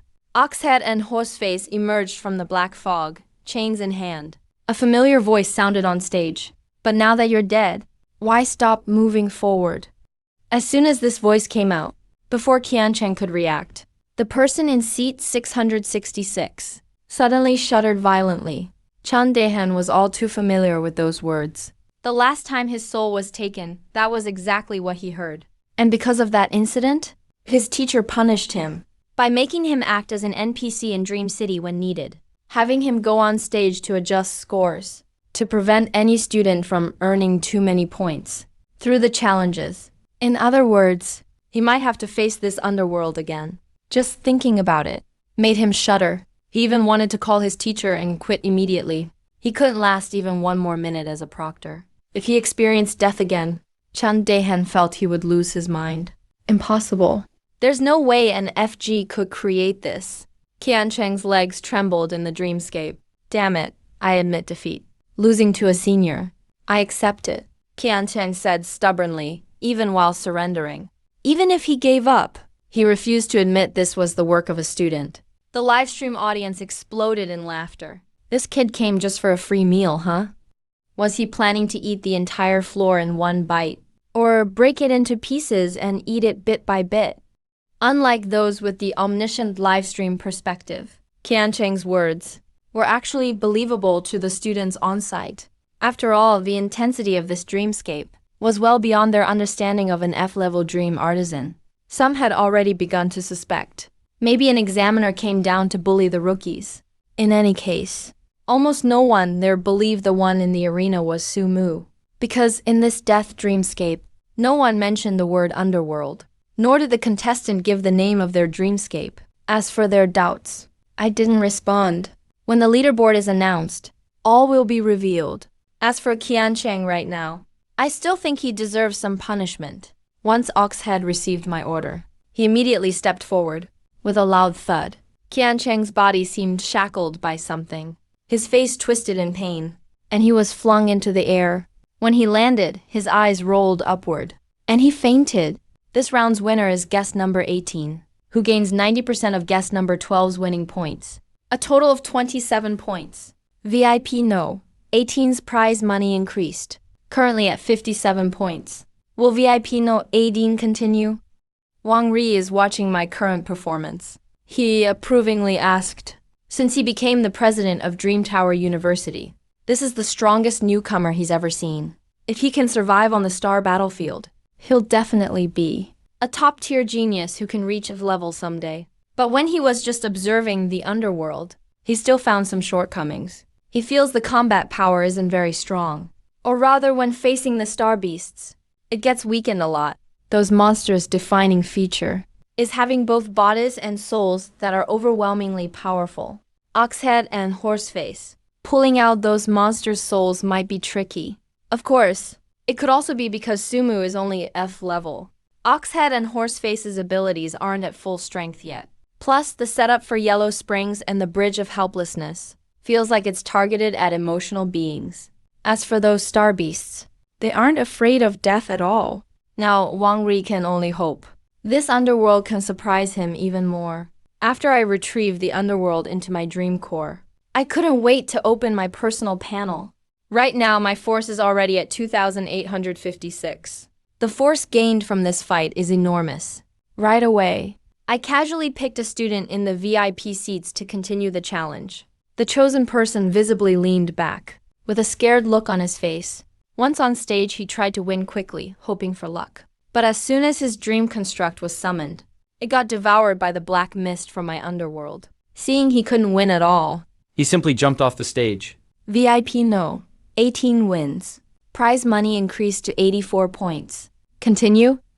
Standing in the ring, I naturally chose to risk it for more rewards. For me right now, seizing the chance to earn more force is the top priority. Anyone in the audience who wants to try for these 84 points, come up on stage. VIP no. 18 can't refuse. After Wang Ri made the announcement, no one in the audience made a move. After witnessing what happened to Qiancheng, the other top 100 candidates chose to lay low. For them, points are what matter most. The deathly silence. left the live stream viewers in awe. These gods are incredible. This is total domination. Right now, Chan Daehan looked completely defeated below the stage. Just now, he got a message from the old man, telling him to go up and fight. No escaping what was bound to happen. Then he got another update. Go all in on draining the opponent. Compete in mental power. Once the goal is met, leave the field. Suddenly, it all made sense to him. He is a C-level dream maker. That's 2 levels above Sumu. S level may be strong, but it also consumes a lot. If he plays it carefully, he might not lose. With that thought, he made up his mind. If I wear him down from the outside and avoid Hell's Gate and the Bridge of Helplessness, maybe I could still win. Thinking this, Chan Daehan couldn't sit still anymore. He looked up and shouted, "Okay." Audience no, 666. Chooses to challenge VIP no, 18. Wang Ri said as he glanced at Chan Daehan, seeming to notice something. He raised his eyebrows slightly and sent him on stage. Kid, this is your limit. Chan Daehan roared. His body was covered in a layer of black armor. Once the battle started, Oxhead and Horseface attacked together, swinging their chains at Chan Daehan. But it was as if he expected it. He dodged smoothly several times. Several times he pretended to be exhausted, saying he couldn't go on. But just as the chains were about to connect, He dodged again successfully. never facing me head on. After a fierce battle, I realized something was wrong and understood he wanted a war of attrition. He used his own martial arts skills, combined with his dream armor, to counter my death dream. Since only Oxhead and Horseface act as guides, the later checkpoints are basically useless. Maintaining those checkpoints is a waste of effort. If my mental power wasn't almost 35, I'd already be down by now. Viewers in my live stream also noticed. This seems to be a way to break the deadlock. Can't reach Hell's Gate. Can't get to the Bridge of Helplessness. Sumu's death dream doesn't seem to be at its best. Yeah, this challenger is probably a dream construct from the Dream King group. His level is definitely higher than F level, and his mental power is higher than Sumu's. If it goes on like this, it's clear Sumu won't last. Quite a few students in the VIP seats saw this, and their eyes lit up. Looks like this ringmaster isn't so unbeatable after all. That got them a little eager to try as well. "Hey, kid." You must be almost done, huh? Want to give up your dream construct? And fight me fair and square? Chan Daehan thought it over. If an ordinary student kept their dream realm up this long, they'd be exhausted by now. He can only hold on because of his level potential. As long as he drains Sumu enough so he can't control his dream construct. That's his chance to fight back. That's what you get for going all out last time, kid. This time the examiners finally get to save face. Hey, you almost got away with it. What a pity. But my mental power doesn't follow the usual rules. A buzzing sound rang out. I channeled my primal energy into my sea of consciousness. My mental power surged straight up to 40 points. All the previous depletion was instantly replenished. The entire underworld was shaken by the surge in my mental power. Chan Daehan witnessed this drastic change and immediately sensed something was wrong. This guy's mental power is just way too freakish. What was even harder for him to believe was the Gate of Ghosts, which had been some distance away, was actually moving toward him. He could faintly see the Bridge of Helplessness and the towering Fengdu city in the background. This is bad. I'm done for. Chan Daehan's sense of doom grew even stronger. Concede, quickly. Admit defeat. There was intel earlier that the old man had left the battlefield lost, clearly keeping a trick up his sleeve to deal with Sumu. This is my perfect excuse to bow out. This guy is an absolute monster. Chan Daehan was thinking this over when he immediately shouted, "I give up," and jumped off the stage without looking back. He just conceded, just like that. Judging from the way he acted, he obviously still had energy to spare. I started thinking maybe there was something off about this guy. Just as my mind was spinning with thoughts, I heard Wang Rei's voice in my ear. VIP no, 18. Total score, 101 points. Would you like to continue? The crowd below, hearing that score, couldn't help but gasp. That's basically a perfect score for the first round in one shot. If this keeps up for 3 days straight, they can basically announce the winner ahead of time. Meanwhile, my son Zihan is still out there washing dishes. Only 6 points for 2,000 dishes. But this guy just earned 100 in under 2 hours. It's just outrageous. But to be fair, there really is a prodigy in this year's exam. Noticing something was off, I finally chose to step down. When Wang Ri saw this, he shook his head on the spot, looking a bit disappointed. He'd just received news as well that if Sumu decided to keep fighting, he would have been the next to step up. Because the rules don't say the host can't go up to the stage. If that happened, he wouldn't give Sumu any chance and would just take away 90% of the points earned. That's what they call controlling the scores. He's a smart kid. Wang Ri sighed quietly as he announced that I'd be leaving and heading back to VIP room 18. He then turned and called the new contender onto the stage. I finally let out a long breath, and my bad feeling finally disappeared. Counting in Zhang Junxi's 101 points now, I had a total of 186 points. If I complete tonight's escort mission, my score will skyrocket to 226. That will totally secure me the top spot. And the original force reward is also pretty good. As my mental power increased, the dream realm deep in my mind expanded even more. A new section of empty land appeared. It could now hold even more dream space. Meanwhile, in a dimly lit medical room near the arena, a doctor with a blank expression finished wrapping the last bandage for Qiancheng. Your treatment is complete. Please pay the 20-point medical fee immediately. The hotel does not do credit. Seriously? Isn't that a ripoff? Qiancheng's face froze. He'd won 80 points in the first round, spent 30 at the hotel, betted 30 in the arena, and now he had just 20 left. And now, even those last 20 points would be gone. If he failed tonight's escort mission, he wouldn't even have points for a hotel tomorrow. Not to mention he still wanted to compete in the arena, to attract attention from other school principals.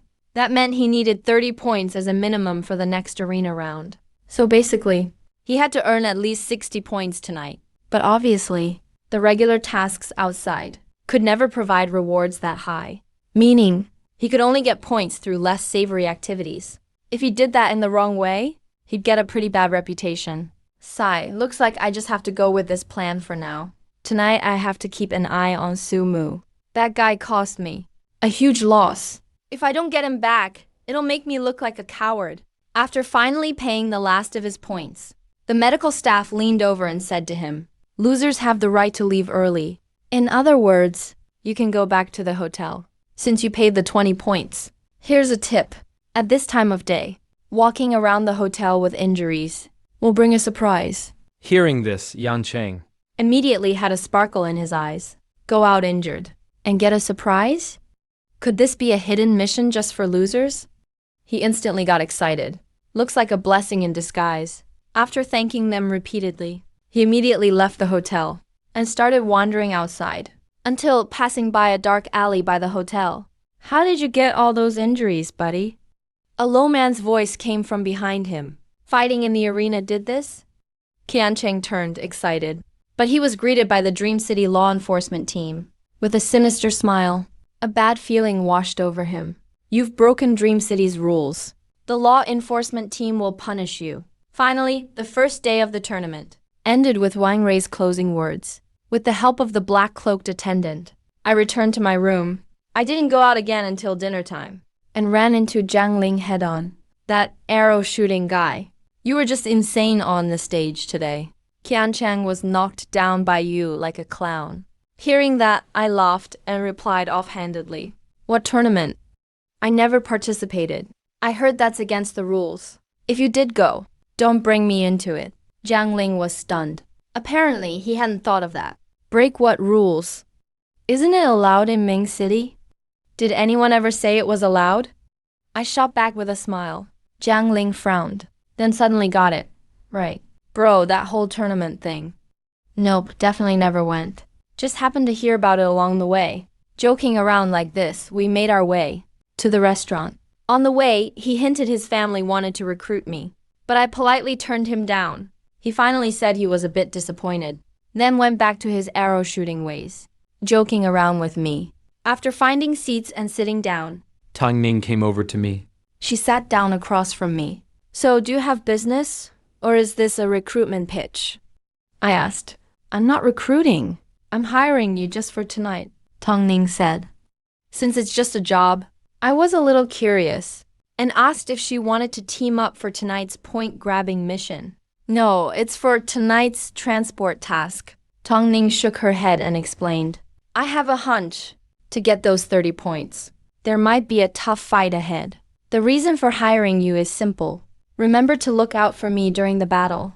Cooperate with me, for our lives are at stake. If the enemy is too strong, you're more than welcome to just run for it. You'll still get your reward. Tongning made a gesture with her fingers as she spoke. How about 2 million? Just give me your account number, and when the exam is over, you'll get it.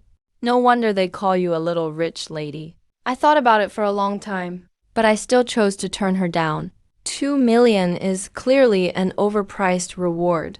There must be something off about getting this kind of money.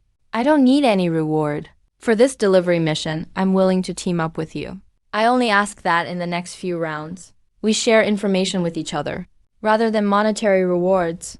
What I really want is something related to the exam. I know exactly how generous the first place prize is. 2 million is nice and all, but compared to the upcoming rewards, it's got nothing on them. And in this dream city full of traps, information is the most valuable thing. Sharing info with a young lady like her, there's no way I'll lose out.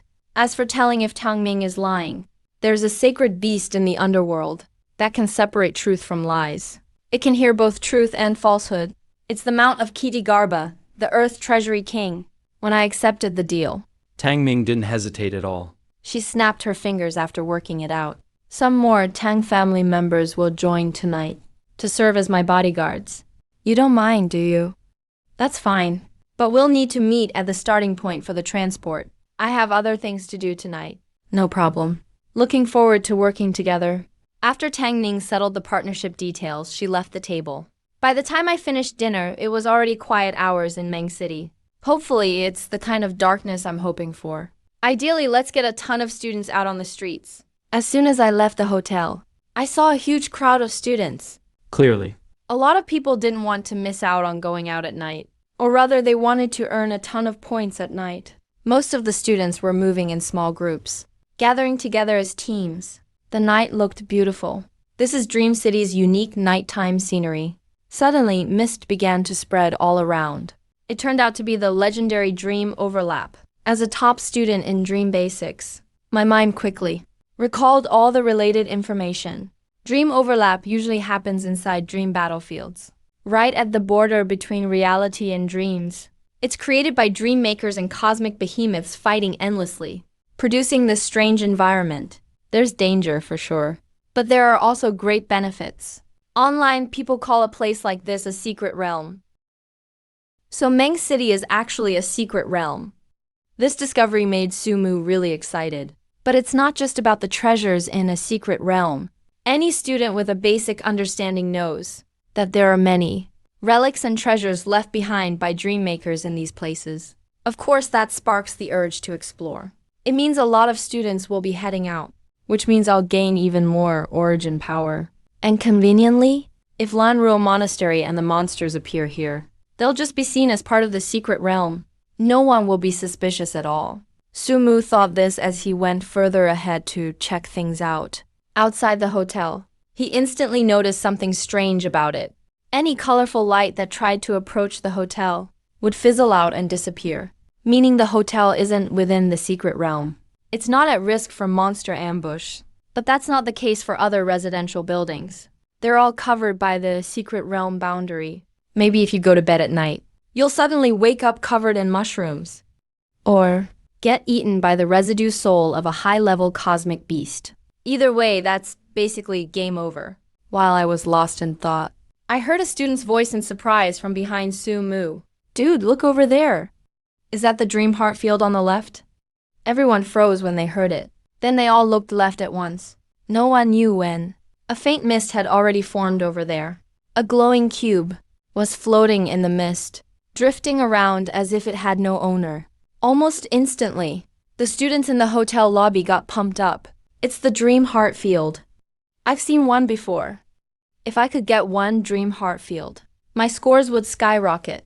This thing's a real treasure. If you sell it, you could live worry-free for at least 10 years. Where there's a dream heart field, means a dream maker has fallen there. Maybe we can score a lucky find. The students got more and more worked up as they talked. Very soon, a small group of 3 by the hotel entrance couldn't sit still anymore. The lead student shouted, and the 3 of them rushed out of the hotel, heading straight for the floating dream heart field on the left. They took off running.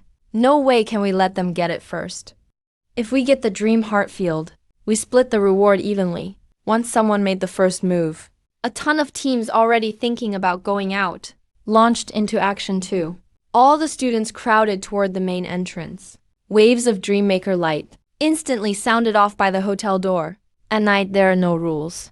When it comes to grabbing treasures, even less so. Watching closely, the first group to rush outside was just about to reach the mist, when a student at the back summoned a light between his hands. A rope sprang out of nowhere and started moving, zipping forward as if it were alive. And it tripped the first 3 people, making them hit the ground face first. A big fight broke out immediately. All sorts of Dreammaker powers mixed with other items were unleashed right at the hotel entrance. Damn it, move! I'm a B-level mental power man. Wanna match me? Bring it on. So what if you're B-level? There are 3 of us here. What, are you that cocky? Watch out, or the 3 of us will send you straight out of the exam hall. Cut me some slack for the Chan family, will you? Just let us Chan family have the dream heart field. I'm Chan too, from the same family.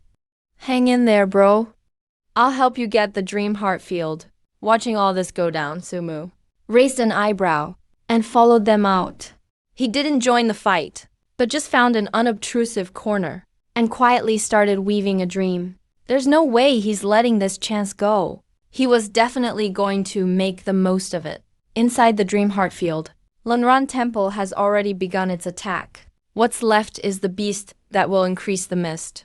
As the dream building began, Sumu felt the pages unique to Waxia culture open slowly in his mind. Finally, they settled on a chapter from Journey to the West, on an image of a most unusual dragon-like creature. It looked a bit like a flood dragon, with a pair of antler-like, branching horns on its head, and its scales were a yellowish brown. There are tufts of red mane on its back, regarded as a holy dragon, the 8th son of the Golden River Dragon King in Journey to the West. The gas it emits has a confusing effect. It can charm people's minds, creating mirage-like scenes. Sumu thought about it for a moment. He felt that the mist wasn't completely reliable. After all, someone could also create a dream to disperse the fog. The creature's mind-affecting ability to charm is the safest bet. To be safe, Sumu injected 200 points of origin force when creating the Holy Dragon, to enhance its effect. As spiritual and origin force were consumed, a small dragon manifested in Sumu's hand. It wasn't even half a head in size. Its eyes were lively and bright. It didn't seem like an ordinary dream creation at all. The viewers in Sumu's livestream watched the dragon. Their eyes lit up. What is this thing? Can any expert explain this? A dream creation. Is it a pet Sumu made up himself? Looks like it can fly. Seems like it's meant to take the dream field. Am I the only one who thinks its eyes look way too real? I feel like this thing is like an S-level dream creation. That's the essence of dream making. The essence of an S-level dream creation. Listening to the last viewer in the live stream, most people scoffed. Something made on a whim like this could have the essence of an S-tier creation. That's a bit of an exaggeration. How strong can this weird creature really be? Can this thing even fly? It doesn't even have wings. And it looks pretty silly. Yeah, it must have just been randomly made.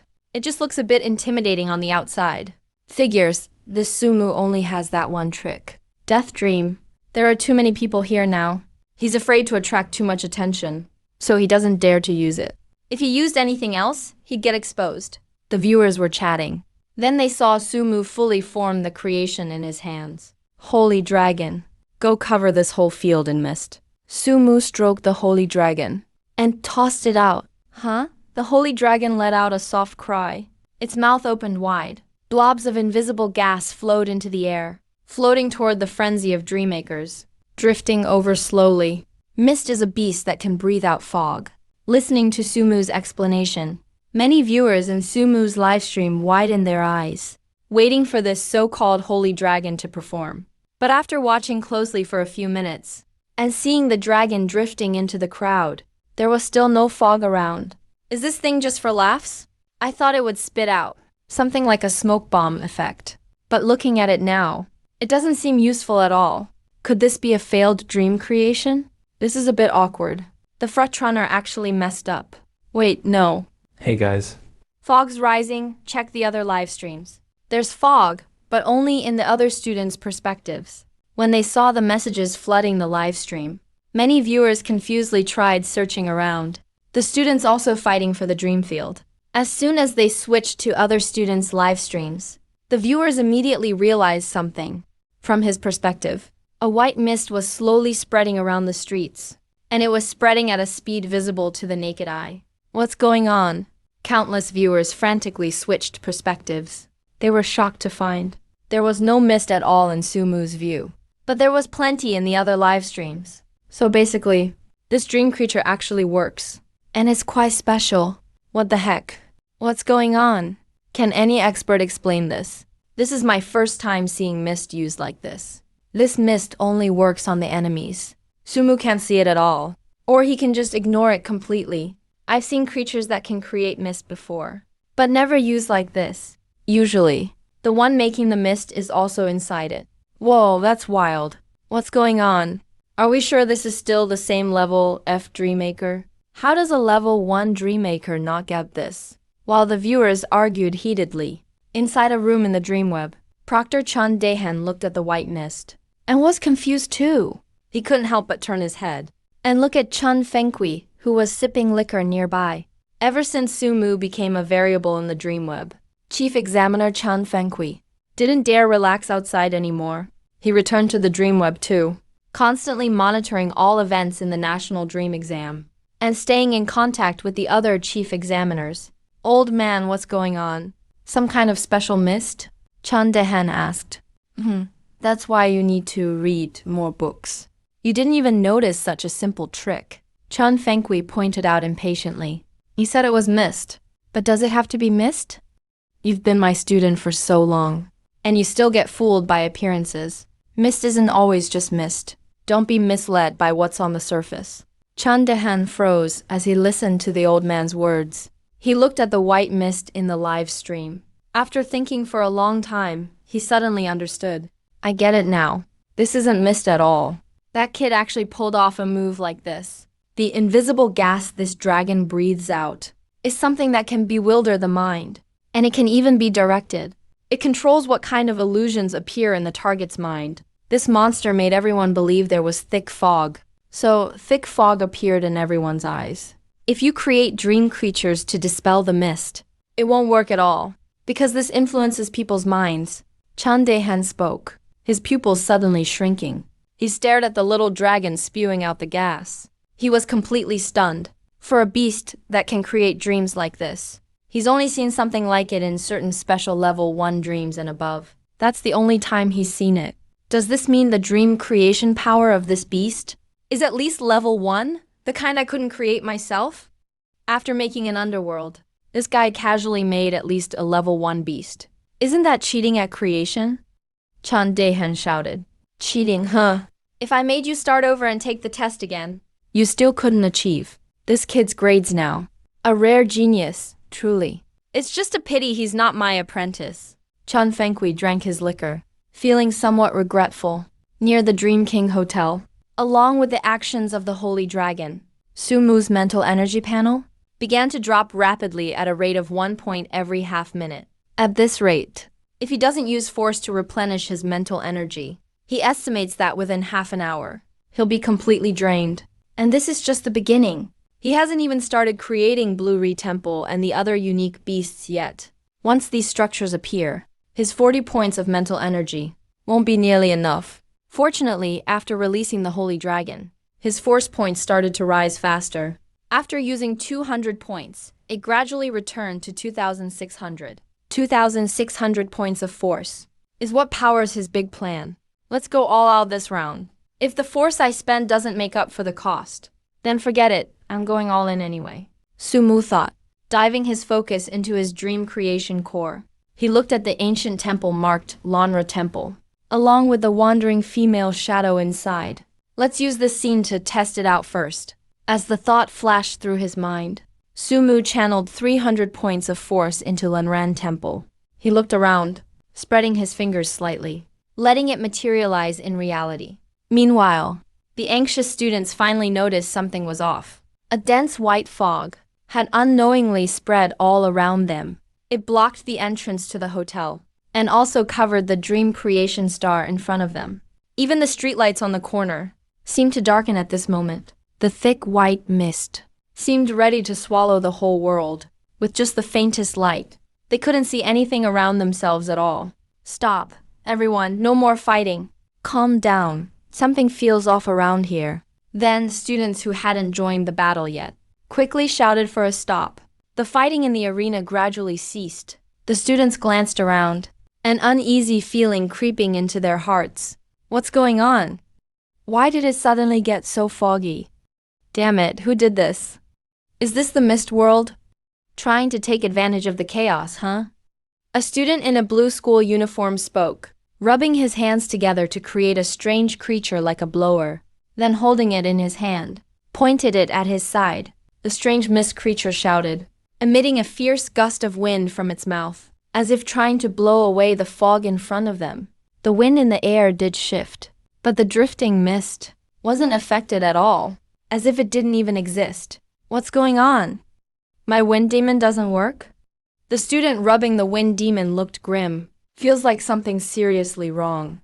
Little Zhang, little Liu, let's fall back to the hotel first. Some members who came later. The captain made a snap decision, pulling his two teammates and turning to run back. They rushed into the fog. This move immediately got everyone else following. Yeah, let's retreat first. Back to the hotel. It's safe inside. This weather is strange. Better stay cautious. Damn, once the mist clears, I'll go find that dream core again. A few small group members who had left the hotel spoke up. Kiki stopped what she was doing, also deciding to quickly head for the hotel.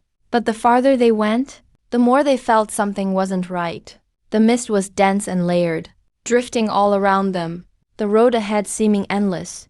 Everyone, I remember we weren't that far from the hotel, right? We should have reached the steps by now. A student who noticed something was wrong spoke up hesitantly. Also, don't you guys think it's too quiet up there? Where did those who left earlier go? Hearing that, the others began to slow down. Yeah, there were still a lot of people inside the hotel. It doesn't make sense for there to be no sound at all now. Hey, anyone there? Can anyone hear me? Say something. A student cupped his hands around his mouth, shouting forward. In the silence of the night, the white mist swept through, and his voice echoed again and again, but not a single reply was heard. Gradually, all the students' faces changed. Did we go the wrong way? Should we just head back? One student suggested. Yeah, the spot we were fighting at couldn't have been far from the hotel. If we keep going forward, we might get farther away. Maybe we should try going back. Yeah, let's go back. The students agreed, turned around, and gradually vanished into the fog. Ajo, I've got a bad feeling about this place. There's something really ominous about this white mist. Thanks. Fen. Is there anything good to eat? Idiot, all you think about is eating. Stay alert, look around. In the team of students within the fog, there was one tall and one thin. Two brothers in white hoodies, scanning the surroundings warily. The shorter one was Afen, the older brother looking around everywhere, moving like a monkey, quick and lively. The taller one was Ajo, with a large, sturdy frame. His 6-foot-tall frame looked quite intimidating, but his eyes seemed a bit vacant. The two brothers both awakened sea-level mental potential during the exams, and they were lucky enough to end up together. Tonight, The older brother, who thought he knew the world, planned to take his younger brother along for some easy gains. But then an unexpected thick fog trapped them with the main group. What a hassle. Afen tugged on his somewhat slow-witted little brother, following the large group forward. He kept glancing around, hoping to spot the lights from the hotel, or perhaps some shining treasures. Suddenly his gaze stopped. On the west side of the group, he noticed a few sparkling lights. They looked like treasures, waiting for them to collect. These were hidden treasures in the secret realm. An exam reward, Afin muttered, his eyes lighting up. He looked around at the students ahead, who didn't seem to notice the bright light. Today's my lucky day, he thought to himself, then slowed his pace with a zo. Until they fell to the back of the group. He watched as the students ahead were about to disappear into the fog. Afin waited for the right moment, pulling Azo out of the line. Afin and the others are going to disappear. Tall Azo still hadn't figured out what was happening, thinking it would be bad if they brought others along. Azo glanced to his left, while Afin excitedly spoke. Tall Azo on the left scratched his head, turned to look, and only saw thick, dense fog. But after another blink, glowing spots like fireflies appeared ahead. Those are treasures. Why are you just standing there? Hurry up. Otherwise, someone might grab them first, Afin said, ignoring Azo, and rushed straight toward the light. Afin, wait for me. Aren't you scared there are monsters over there? I heard that monsters are everywhere in this thick fog. Monsters, stop watching so many cartoons. Where would there be monsters? They're dreamweavers. Keep running, Afin said, turning his head. When suddenly a bright light appeared ahead. He turned to look, and the thick, milky fog behind him stopped spreading. Beneath his feet, the ground turned into greenish stone slabs. Ahead was an ancient temple, and on a closer look, the plaque read, Langa Temple. Tall red walls surrounded it. At the main plaque, there were several ancient statues holding what looked like lanterns. They wore strange clothes, and the radiant object from before, shining on the bald one, was the flickering flame inside the lantern. Where is this?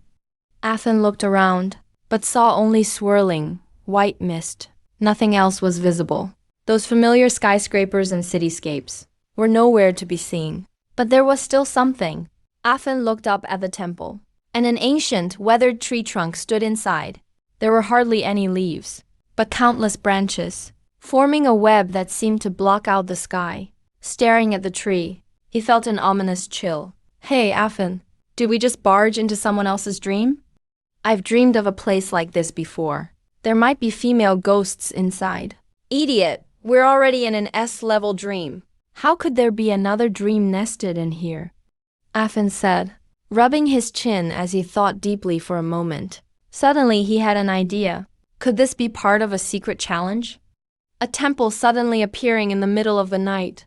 Like this, there must be bonus points to find inside. Azo, come on. Let's go check it out. Go in. Idiot, hurry up. Don't you trust your big brother? With that, Afin dragged Azo straight toward the entrance. Right at that moment, a pure, clear voice came from inside the temple gates. Big sisters, I think Grandma is back. Come over and greet her. The girl's voice was sweet and light, as melodious as a lark. Before Lasso could react, the temple door had already opened a crack. Half a figure peeked out from inside. A young girl dressed in white.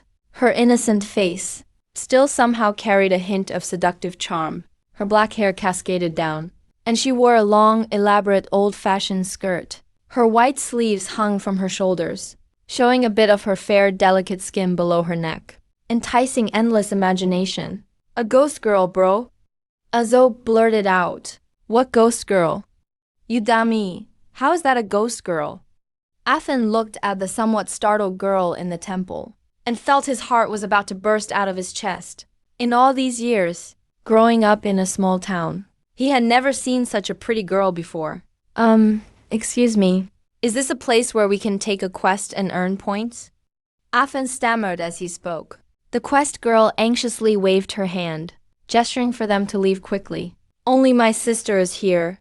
There are no quests. Sister, before Afin could react, a charming voice rang out from inside. More students have come. Sisters, let's come out and test them. As the words fell, the temple's massive doors slowly opened. A crowd of girls in colorful red and green dresses, with beaming smiles, walked out, pushing the girl aside, and enthusiastically grabbed Afin and Azo, eagerly trying to drag them inside. What is this? At that moment, the audience watching Azo was completely confused by Afin's move. Ever since Sumu had lured away so many students with the fog, everyone had been curious about what Sumu was really up to. What the hell is going on now? Did Sumu really just create a spring fantasy? Is the exam this bold? You have to upload this dream to the dream web. I'll pay to experience it. No way. Sumu went to all this trouble just to set this up? Is this the main course? Meanwhile, in the other students' minds, damn, could it be the legendary Dreamweaver? Is about to meet their downfall behind bars? As the audience sat in shock, the livestream camera, as if to clarify, switched to a wide angle for the first time, showing a fixed, unmoving shot. The seductive girls dragged the two brothers into the temple, and the stone path began twisting and warping. Face after greenish face, seemingly drained dry, gradually appeared before the viewers. Wait, this isn't a path at all. It's clearly a graveyard, a mountain of shriveled corpses, with crows circling overhead, filling the air with creepy, unsettling cries. A moment ago, the two brothers had actually walked into the temple over all those corpses. The reason we couldn't see it before was because of the illusion. Spring dream? This has got to be an absolutely terrifying act. Looking at those eerily hollow corpses on the ground, the audience collectively gets chills.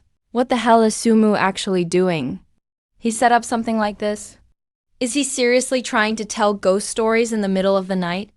Wait, are those students going to experience them one by one? Hold on, did you guys notice something? That big tail just moved a couple times. Could that thing actually be alive? What exactly is Sumu planning? Trying to steal something? Does he want to take the points from every student who enters the temple? When the last member of the audience spoke up, a bunch of people gasped all at once. No way. If Sumu really pulls this off, just how many points would he get? Snatching over a dozen students' points in one night. Wouldn't this guy just break the game? I feel like he's really good at targeting people. Look at these dreams. How many of these young ones can actually take it? So shameless. He really did something like this just for points. I just went from a fan to a hater. This kid's about to eat it.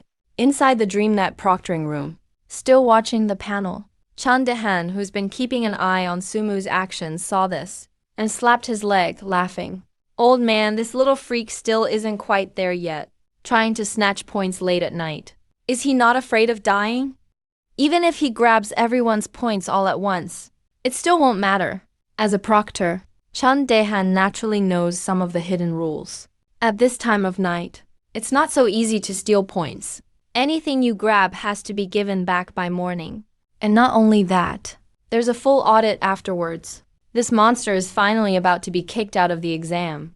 While Chan Dehan is excited, he suddenly notices old man Chun Fenghui looking at the screen. Brows furrowed, deep in thought.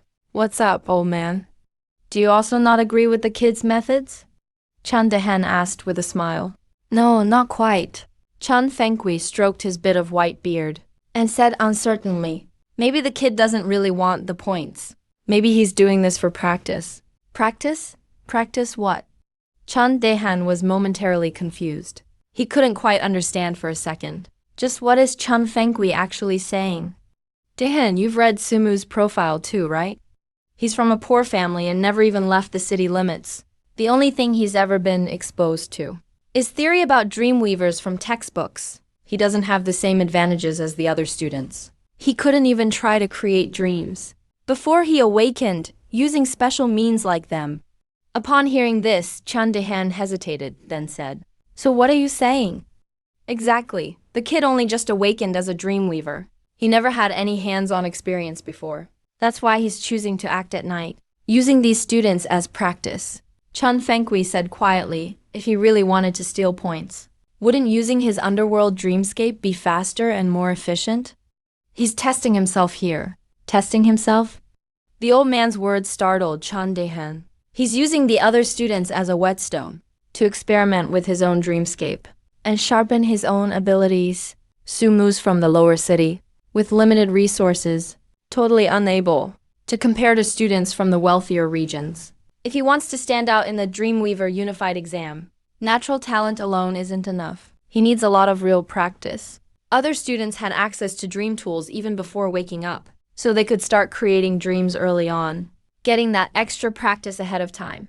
But Sumu never had those conditions. So he's using the other students during the exam as his test subjects, getting practical experience to hone his abilities. He sees all the students as his grindstone, pushing himself to grow under pressure. This guy is absolutely insane. Chun Daehan murmured, his face filled with shock. He's testing the limits of his own mental power, without receiving any recovery, facing 3 opponents alone, or even 10. A true madman.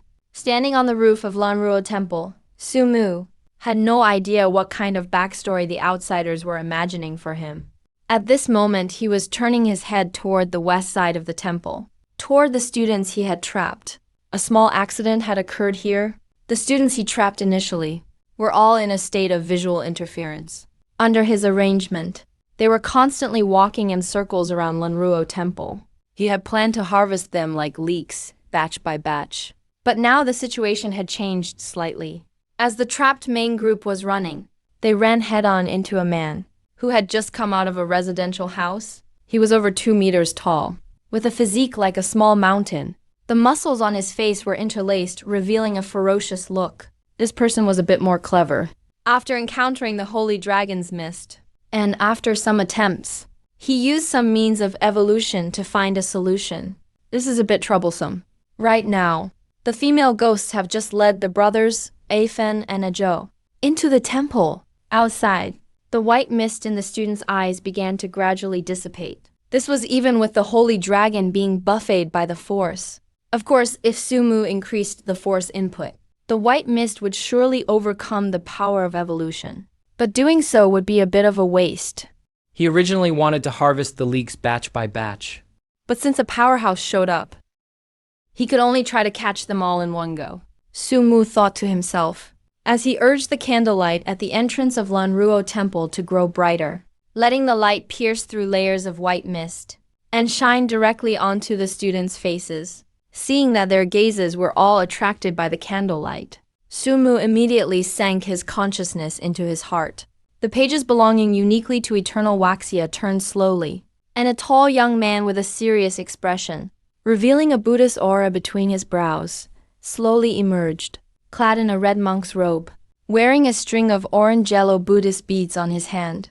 With palms pressed together, he called himself the abbot of Jinshen Temple. Named Fa Hai. Since I've already created Lanruo Temple, it's quite reasonable for the abbot of Jinshen Temple to appear here, right? Sumu controlled the holy dragon in the sky, which was still breathing out invisible matter, increased his mental output slightly, and slowed down the dissipation of the mist. At the same time, with a flick of his finger, Fa Hai in his mind seemed to gain a soul, turning into a red shadow and descending into reality. The show is about to begin. When Fa Hai manifested, it was a scene of joy inside Lanruo Temple. The 2 brothers, Afin and Ajo, were surrounded by many beautiful girls in the center of the temple. They were somewhat at a loss. Classmate, this is our test for you. An ancient-looking beauty in purple robes leaned against Afin's shoulder, exhaling a sweet fragrance from her mouth, leaving the bewildered Afen spellbound. The tall younger brother, Ajo, standing nearby, was not at all constrained by such a scene. The silly kid just scratched his head and asked, "Big sister, how do we pass this test?" "It's simple," the purple-robed beauty said with a smile. "Just stand still in the middle of us and hold on for 10 minutes. If you hold on, there will be points." As the beauty spoke, she patted Afen's face with her slender hand. "Ajo, watch your image. We're being live-streamed right now. Careful not to embarrass ourselves in front of everyone." Afen attempted to divert his attention, coughing as he lectured his brother. "Just this little trick. I don't even take it to heart." As he spoke, he glanced at the girl in white standing outside the group of beauties. The other party's expression was somewhat panicked. Seeing Afen look over, her small hand waved slightly, making a gesture to run away quickly. "What does this mean? Telling them to leave here quickly?" Afen was stunned. Before he could think more, that look was noticed by the purple-robed beauty nearby. "Oh, so you like someone like Ni Xiaoqian? Xiaoqian, come and test this classmate," the beauty in red said, waving her hand toward Ni Xiaoqian. "Ah, it's not me." "No." Hearing this, Afen's face immediately turned bright red, and he became somewhat incoherent. Right at that moment, he saw Ni Xiaoqian, and a look of pity appeared in her eyes. Before he could react, he suddenly saw the girls surrounding him, their smiles growing deeper, as they all together toward him, assumed a posture of opening their mouths to suck. For some reason, Afen suddenly felt extremely mentally exhausted, and his vision became extremely blurred. The purple-robed beauty chuckled and gave him a push. Afen felt as if he had overexercised. His legs twitched and lost all strength. His whole body slammed heavily to the ground like a puddle of mud. His unprotected face Made intimate contact with the ground, making a wet thudding sound. Before he could cry out in pain, the sound of someone collapsing came from beside him. He barely managed to turn his head to look. His foolish brother had followed in his footsteps. Afen, I suddenly feel so sleepy. I want to sleep. The brother slumped on the ground, said dazed. What's going on? Afen realized something was wrong. He turned his head in terror to look around, and found that all the girls' faces were extremely flushed. The leading purple-robed beauty was standing right beside him, reaching out her hand to lick her. Claws. Claws. Afen watched, his pupils shrinking slightly, without him noticing. On the other party's palm, fine red-brown fur had already grown. That animal-like fur was spreading along the skin to her whole body. That beautiful face became even more enchanting, and from that enchantment grew a fox-like nose, and whiskers that clearly didn't belong to a human. Seeing Afen look over, a smile appeared on the fox face. Be good and lie still. Wait for Grandma to come back and suck you into jerky to pave the road. Help! Loud cries for help came from inside the temple, attracting the students walking on the bluestone road. What's the situation? Did something happen inside? Could there be an ambush in there? Brother Shi, what should we do next? The students spoke, all stopping in their tracks, turning to look at the mountain-like youth at the side of the team. He was the student who had seen through the effect of the Holy Dragon's mist. Jushi, from a top high school in the Three Gorges district, a student in the top 100 of the Waxia Point rankings, because of his unique physique. Among the students, candidates from the Three Gorges district quickly recognized him. Seeing that an expert had joined the team, these lost students took Jushi as the core of their group, until he could lead them completely out of the mist. Listening to everyone's inquiries, Jushi closed his eyes and listened carefully for a moment before saying, "It sounds like two candidates are trapped inside. This is very likely a trap." The mention of a trap makes the candidates panic. They scan their surroundings anxiously. They can't help but become more alert. Why did the mist suddenly start clearing more slowly? Didn't we all just use evolution? Could it be this mist purposely guided us here? The purpose is to lure us inside. But this is a secret realm. According to what the teacher said, opportunity and danger coexist here. If we can solve the problems here, we might reap unimaginable benefits. The last student's words leave everyone uncertain for a moment. They look at the ancient, imposing temple. No matter how you look at it, it doesn't seem like the bottom of a trap. Just as everyone is about to ask Ju for his opinion, a series of footsteps quietly emerge from the mist behind them. Who's there? Ju, with sharp hearing, is the first to react. He turns his head past the crowd. Deep in the mist, a young man wrapped in red cloth strolls towards them. He looks to be about 25 or 26 years old, wearing a red robe of unknown origin, with simple linen shoes. A string of orangey-yellow beads hangs from his hand. Seeing the group casting hostile looks his way, the young man stops walking. He raises one hand in greeting, Bows slightly and says, Amitabha. I am the monk Fahai. Pleased to meet you. Dear benefactors, this place is filled with strong demon energy. Please leave at once. It is not safe to stay long. Benefactor, demon energy? Does demon energy refer to this white mist? This Fahai guy dresses strangely. Is he a special dream creation of Meng City? And he's telling us to leave. He seems to be stopping us from going in. Maybe he's actually here to help us. Senior, what should we do now? Ju carefully examines the monk in front of him. After pondering for a moment, he asks, Demon energy? Is it really dangerous inside? It seems some of our companions are trapped inside. Someone has already gone in. When Fahai hears this, his brow furrows. That's not good. Inside that temple is a 1,000-year-old demon, lurking inside. Anyone who enters may end up like this road. drained to a husk. Dry. The group is taken aback. Hearing this, they're stunned. They lower their heads to look at the blue stone tiles beneath their feet. It still doesn't seem abnormal. Dear benefactors, please leave, says Fahai. He takes a step toward the front of the group. He puts his palms together.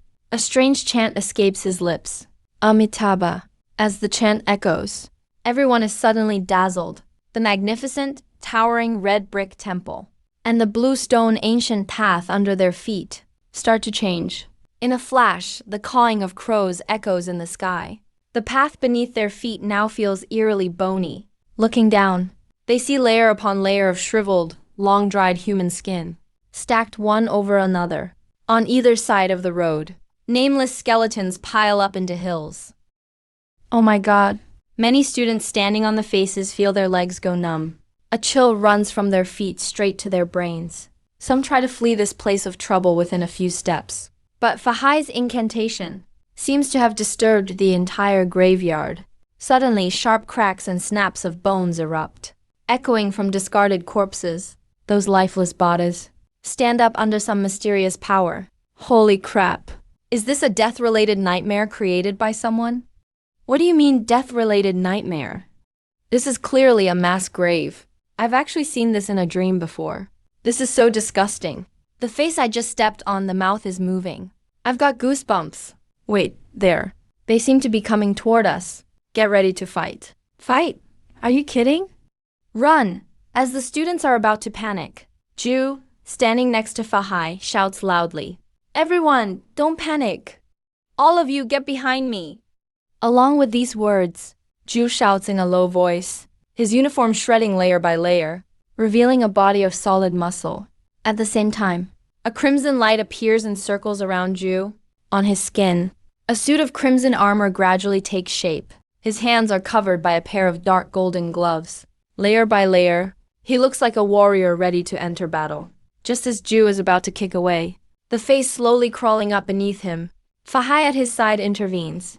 "Benefactor, please step back. Leave everything here to this humble monk. They were merely killed by demons. Ordinary souls here cannot find peace. Buddha is compassionate. Allow me to deliver them." With these words, Fahai steps forward. He puts his palms together. He begins reciting a difficult-to-understand scripture. "Thus have I heard at one time. The Buddha was in Triastramsa heaven." As Fahai chants, the quivering faces freeze in place, swaying unsteadily.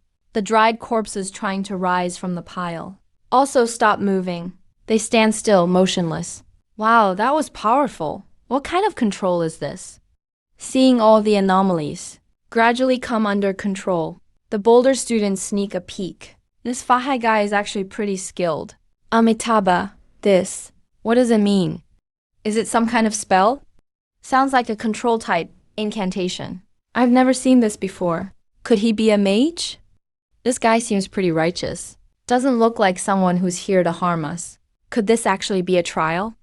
Some clever students have a sudden realization. Suddenly, they think of this possibility. Should we follow Fahai into the temple to save the two hostages? That way, we might earn some points. Once this idea comes up, it quickly gets a lot of support. Immediately, everyone is eager to teach these now immobile creatures a lesson. But at this moment, Fahai's chant comes to its end. He gives a sigh, puts his palms together, and bows gently. In an instant, on the road ahead, all the corpses vanish without a trace, revealing a chaotic stony path underneath. Taking in the scene, the students' eyes widen. They all gasp in shock. "You've got to be kidding me. That wasn't a control spell." Awesome. He just recited a chant and took care of all the bodies. This is what you call compassion? Even the ashes have been scattered. Wow, this guy is seriously strong. He really seems like an important character in Meng City. Wait, could it be? This really is a major quest trigger scene. "Master, is there anything you need us to do?" "We can all do it." After Fahai finished performing the rites for all the corpses, he gave a slight nod. "I see that you all possess some skills. If none of you fear demons, you may come with this humble monk to subdue demons and evil spirits." Subduing demons and evil spirits. The concepts of demons and evil spirits were something Ju, Shi, and the others had at least heard of. Of course, only in online fantasy novels. In reality, what they were about to face was always only the art of the starry sky. It was neither demon nor devil. Human beings have unfathomable depths. At this moment, the examinees were more convinced that this was a trial. Once they complete the trial, they would receive some kind of reward. Senior brother, what do you think? Should we follow or not? For now, let's follow. This person doesn't seem to have any ill intent. Jushi thought for a moment and spoke. With the captain's permission, the few examinees who had wanted to back out no longer had any such thoughts. Everyone followed in Fai's footsteps together, walking down the stone path toward Lanju Temple. Along the way, Zhu Shijing glanced at Fahai, who was a bit shorter than himself. Thinking, he asked, Master, what were you chanting just now? Amitabha, my Buddha is merciful. What does it actually mean? When Fahai heard this, his brows twitched slightly. Benefactor, are you asking what Buddha actually is? My Buddha comes from the Western Pure Land and resides on Mount Spirit. There is a Buddha called Tathagata. He has gone through countless tribulations, transcended the mortal realm, and obtained the supreme scriptures. He has 10 chief disciples under him, one called Golden Cicada Shariputra. My Buddha is filled with compassion and takes the salvation of all beings as his duty. We Buddhist cultivators are the same. On that short road to Lanju Temple, Fahai used simple, clear language to present to Jushi a completely new and brand new system and worldview. The Western Pure Land, Mount Spirit, Tathagata Buddha. The more Jushi listened, the more shocked he became. The students nearby might just be hearing a story, but he noticed the deeper meaning within. It seemed to be a fully formed system of orthodoxy, or perhaps a line of inheritance. For a dream builder, this was the foundation of an S-level potential dream. If one could dig deeper into the stories behind it, they would obtain a logical and flawless, complete knowledge system. Such a gain would be no less than acquiring the legacy of an S-level dream builder. All the teachers could already imagine if such a so-called Buddhist Tao orthodoxy could be created. Just how incredible it would be. It wasn't just the gods, but many powerful experts watching from around the city also associated it with the city lord's mansion in Linhai City. With a fiery temper, Liu Yun listened to Faihai's words and stood up in excitement. From just a few words, he could clearly see an entire world, a complete system, a key to creating S-level dreams. As long as Faihai kept explaining, this would be absolutely priceless. First the underworld, and now this so-called Buddhist and Taoist sumu. Just how many secrets are still hidden here? Could it be that this kid really found somewhere in Linhai City some S-rank Dreamweaver's legacy? Inside Dreamweb, Chan Fenghui, sipping wine, paused as he heard about the Buddhist Taoist system and put down his glass. His expression grew grave. He kept muttering the name Tathagata under his breath, feeling as if it contained countless mysteries. This little guy, while honing his own dream-making skills, is also experimenting with brand new dreams.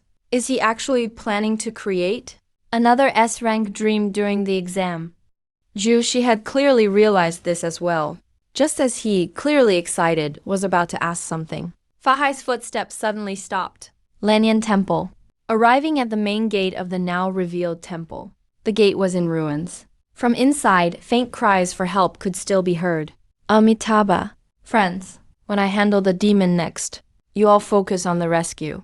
Fahai finished speaking and pointed at the temple gate. Suddenly, with a loud boom, the front gate of Renat Temple shattered into pieces.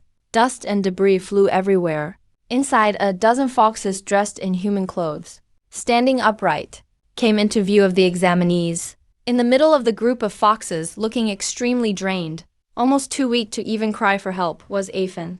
So it's true, there are students trapped in there. What is this thing? Seriously, this is crazy. Do these monsters want us to step in now? The students, watching the scene, were eager to act. They all assumed this was just another Dreamweb quest scenario. The rewards given out at the end of a mission are always determined by your contribution. So now is their chance to shine. Master Fahai, please wait a moment on the side. Leave it to us. She let out a low growl. The muscles on his face tensed up, and his body lunged at the group of foxes like a tiger. Both palms sliced through the air with powerful gusts, and it looked like he'd crush a fox with one strike. But to everyone's surprise, as Jushi charged, the foxes didn't flinch at all.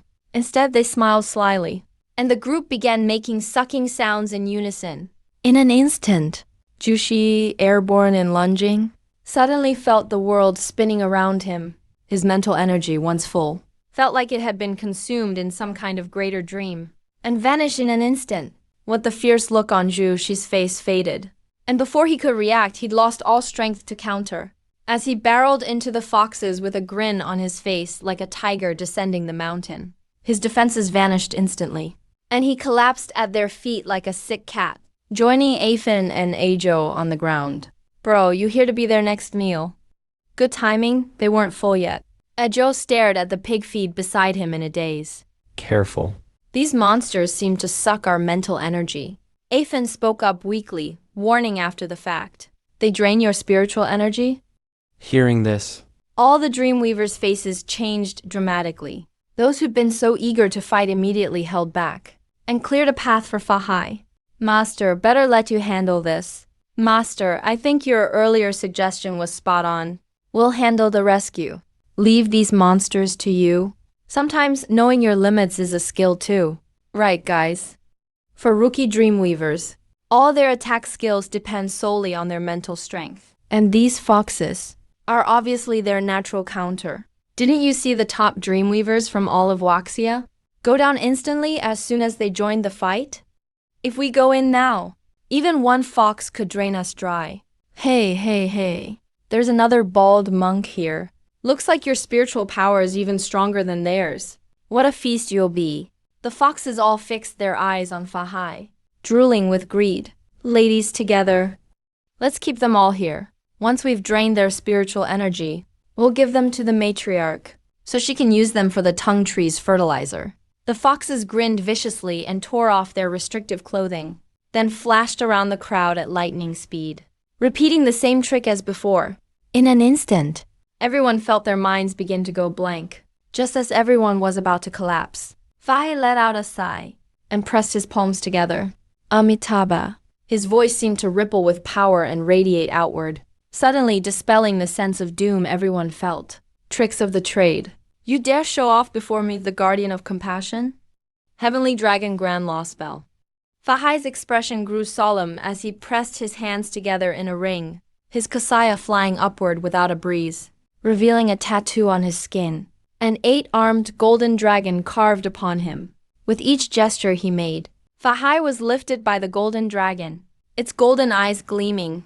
The dragon soared out of his body and unleashed a thunderous roar, blasting directly at the fox monsters ahead. The energy it harbored rippled through the air in growing waves. The speed exceeded everyone's imagination. Before the fox monsters could even react, the golden light smashed mercilessly into them. A muffled bang, the immense power sent the fox demons flying. They fell limply to the ground, powerless to resist, their bodies shrinking by the second, until they became just a dozen seemingly unconscious foxes. Those foxes that could have easily beaten any of us one-on-one, under the hands of the master, didn't last a single round, got wiped out in an instant.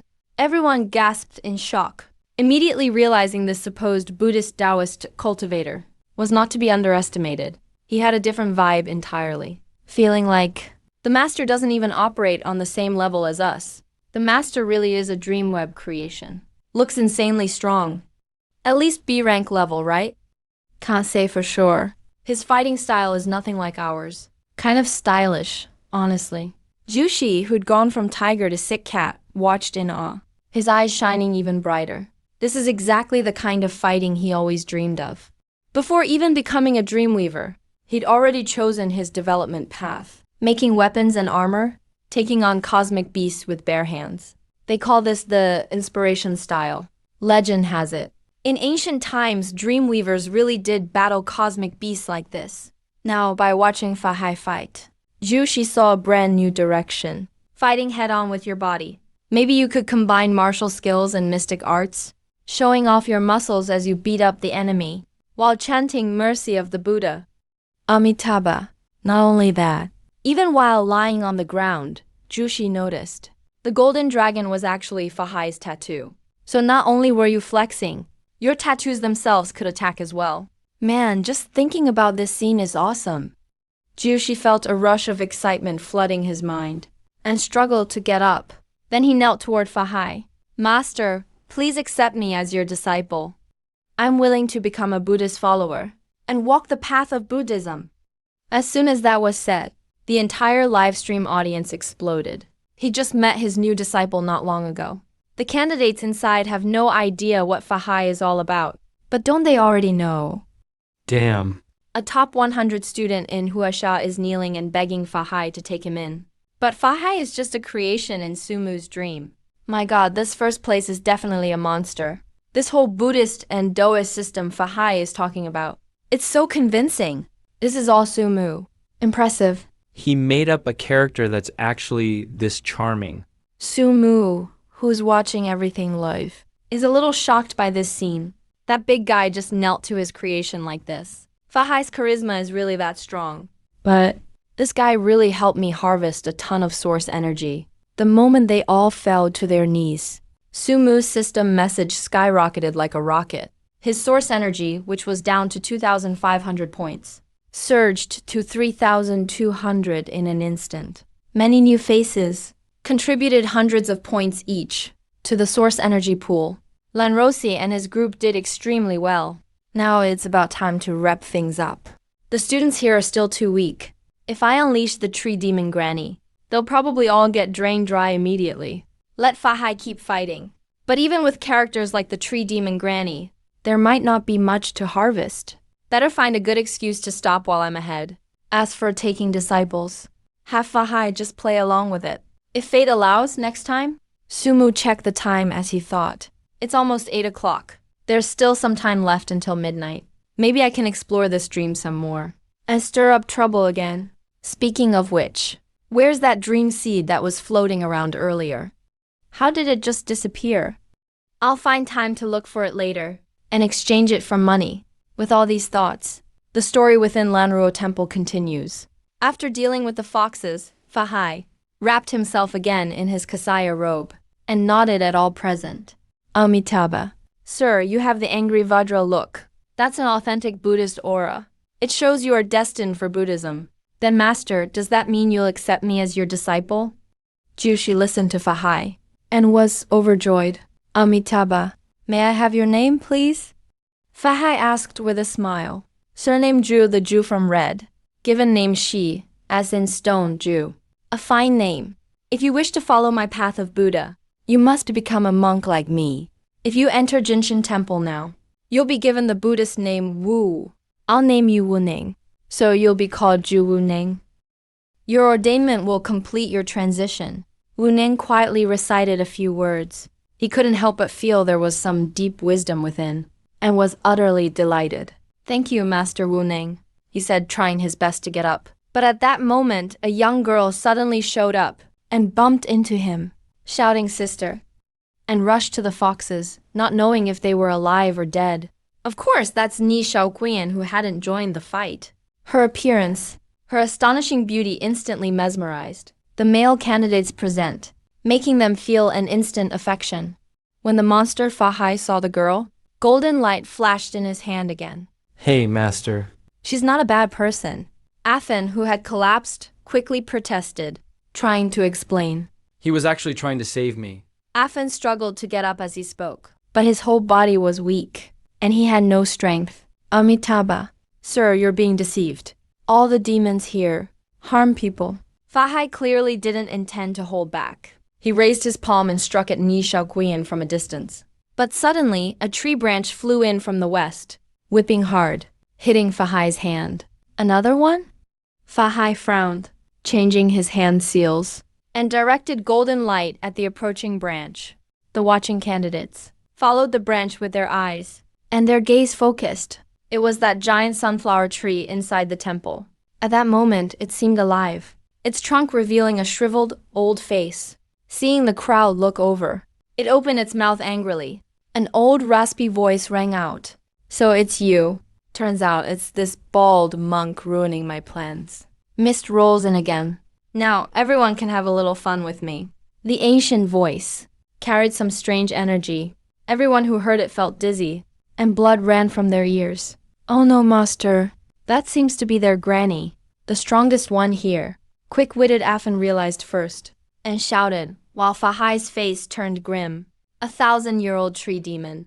I can't believe you've reached this level. Today I, the humble monk, will enforce justice, said Fahai, throwing off his kasaya, which rapidly expanded in all directions. Everyone saw a flash of crimson, then felt weightless, as the kasaya flung them out of Lanruo Temple. Amitabha, friends, the mist is rising.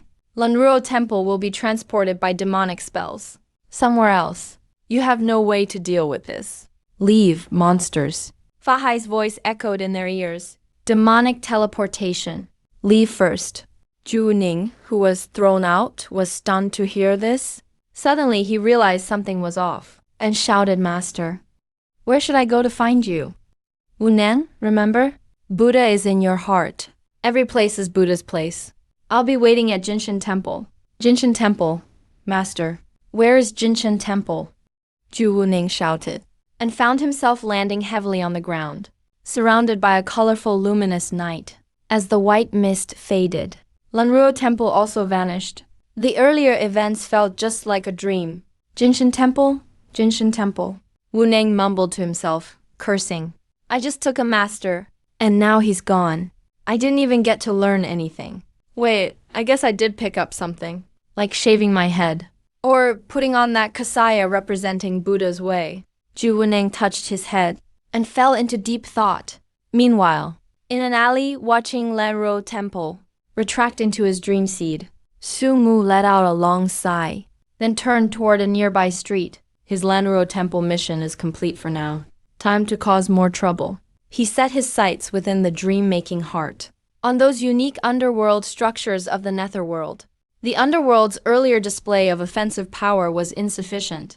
This weakness must be addressed. If the ghost soldiers from Ghost City charge alone, the scene is still a bit lacking. If you want to turn the area nearby into Ghost City, you need to tell ghost stories. Naturally, ghost soldiers are essential. Black and white impermanence. Arrangements can be made for ghost soldiers borrowing passage for taking souls. Anyway, I haven't revealed ghost soldiers on stage before. As long as I don't summon Oxhead and Horseface, no one will know I'm the one calling the ghost soldiers. Su Mu was just about to find a safe spot and work on perfecting the next phase of the underworld. And maybe grab a few ghost stories from Liao Jai, digging out some more ghost stories. When he heard the clashing of weapons, along with the sounds came a familiar male voice. Sisters, stop fighting. That monster is about to wake up. That was Zhang Li's voice. When Su Mu heard this, his expression shifted. He quietly crept forward, moving toward the source of the sound. Eventually, he arrived at an open space piled high with miscellaneous items. The sounds of fighting were coming from a room next to the junk pile. The house wasn't large, about the size of 3 bedrooms. At the entrance was an old sliding door. inside a light was flickering. Su Mu quietly moved closer and spotted a notice board by the entrance. There's a sleeping beast inside. It's fierce, it eats people. There will always be one more piece of food inside. Feed the beast to get a reward. Be aware the beast doesn't like loud noises in the room. If it wakes up hungry, it will eat 2 people. This must be the secret realm, kind of like a dungeon. As long as you complete the mission, you get a reward. Looks like the Zhang siblings found a good spot, Su Mu thought, and peeked through the crack in the door. His gaze froze. He saw a girl standing on each side of Zhang Li. Their looks, demeanor, and weapons were all exactly the same. So that's what was going on. According to the notice, there will always be an extra piece of food inside. That means there will always be one more person who looks the same inside. Contestants have to figure out which is real and which is fake. And you can't make too much noise, Su Mu thought, and saw Zhang Li trying to stop both Zhang Hongxiao from fighting. While thinking and asking, a copy always shows some flaw, right? Hey, sisters, when is my birthday? October 4th or so? Both Zhang Hongxiao answered in unison. What was my favorite game as a kid? Zhang Li asked, but neither could answer. So these copies apparently even have the original's memories and abilities. How do you tell them apart? Zhang Li was dumbfounded. Knock him out. I'm the real one. Both Zhang Hongshao replied coldly and simultaneously. Even now, their movements and expressions remained perfectly in sync. Just like there were really two Zhang Hongshao in the world. Aji. As Zhang Li watched, a thought struck him. His eyes lit up. You two stand still right there. Whoever moves is Zhang Hongshao. Okay, both Zhang Hongshao said in unison. Hey, little bro is not so dumb. I've recently learned a new dream item trick. It's called the Statue of Evolution. Show me your true form. With that, Zhang Li closed his eyes and began creating. A bird radiating a blue-green glow manifested near him and fired two beams of light. They struck both Zhang Hongshao on either side. Bzzzt, accompanied by strange noises, light swirled around both Zhang Hongshao, but their appearance remained unchanged. Clearly, evolution couldn't reveal the copy's true form. The audience that had followed Sumu here saw this and were immediately interested. This challenge is kinda interesting. How do you identify the copy without causing a commotion? It's pretty hard without a fight. If they do fight, maybe the original could win. If the copy's layout doesn't work, it seems the only way is to keep asking questions, testing them with trial questions. But that's tough too. This is getting interesting. Nothing seems like the right way to go about it. Wait, what's Sumu doing? He wants to go in. As the audience discussed, Sumu, having figured out the situation, smiled and made his entrance known with footsteps, and walked right up to the warehouse's sliding door. Seems like you could use a little help. His voice Quickly caught the attention of the three inside. Hearing Sumu, Zhang Li, and the others immediately brightened up. Wait, don't come in just yet. You can't leave this dungeon until you solve the puzzle. I know which one's real and which one isn't. Sumu smiled and said, You know, Zhang Li was stunned. He hurried and said, Bro. These copies are pretty incredible.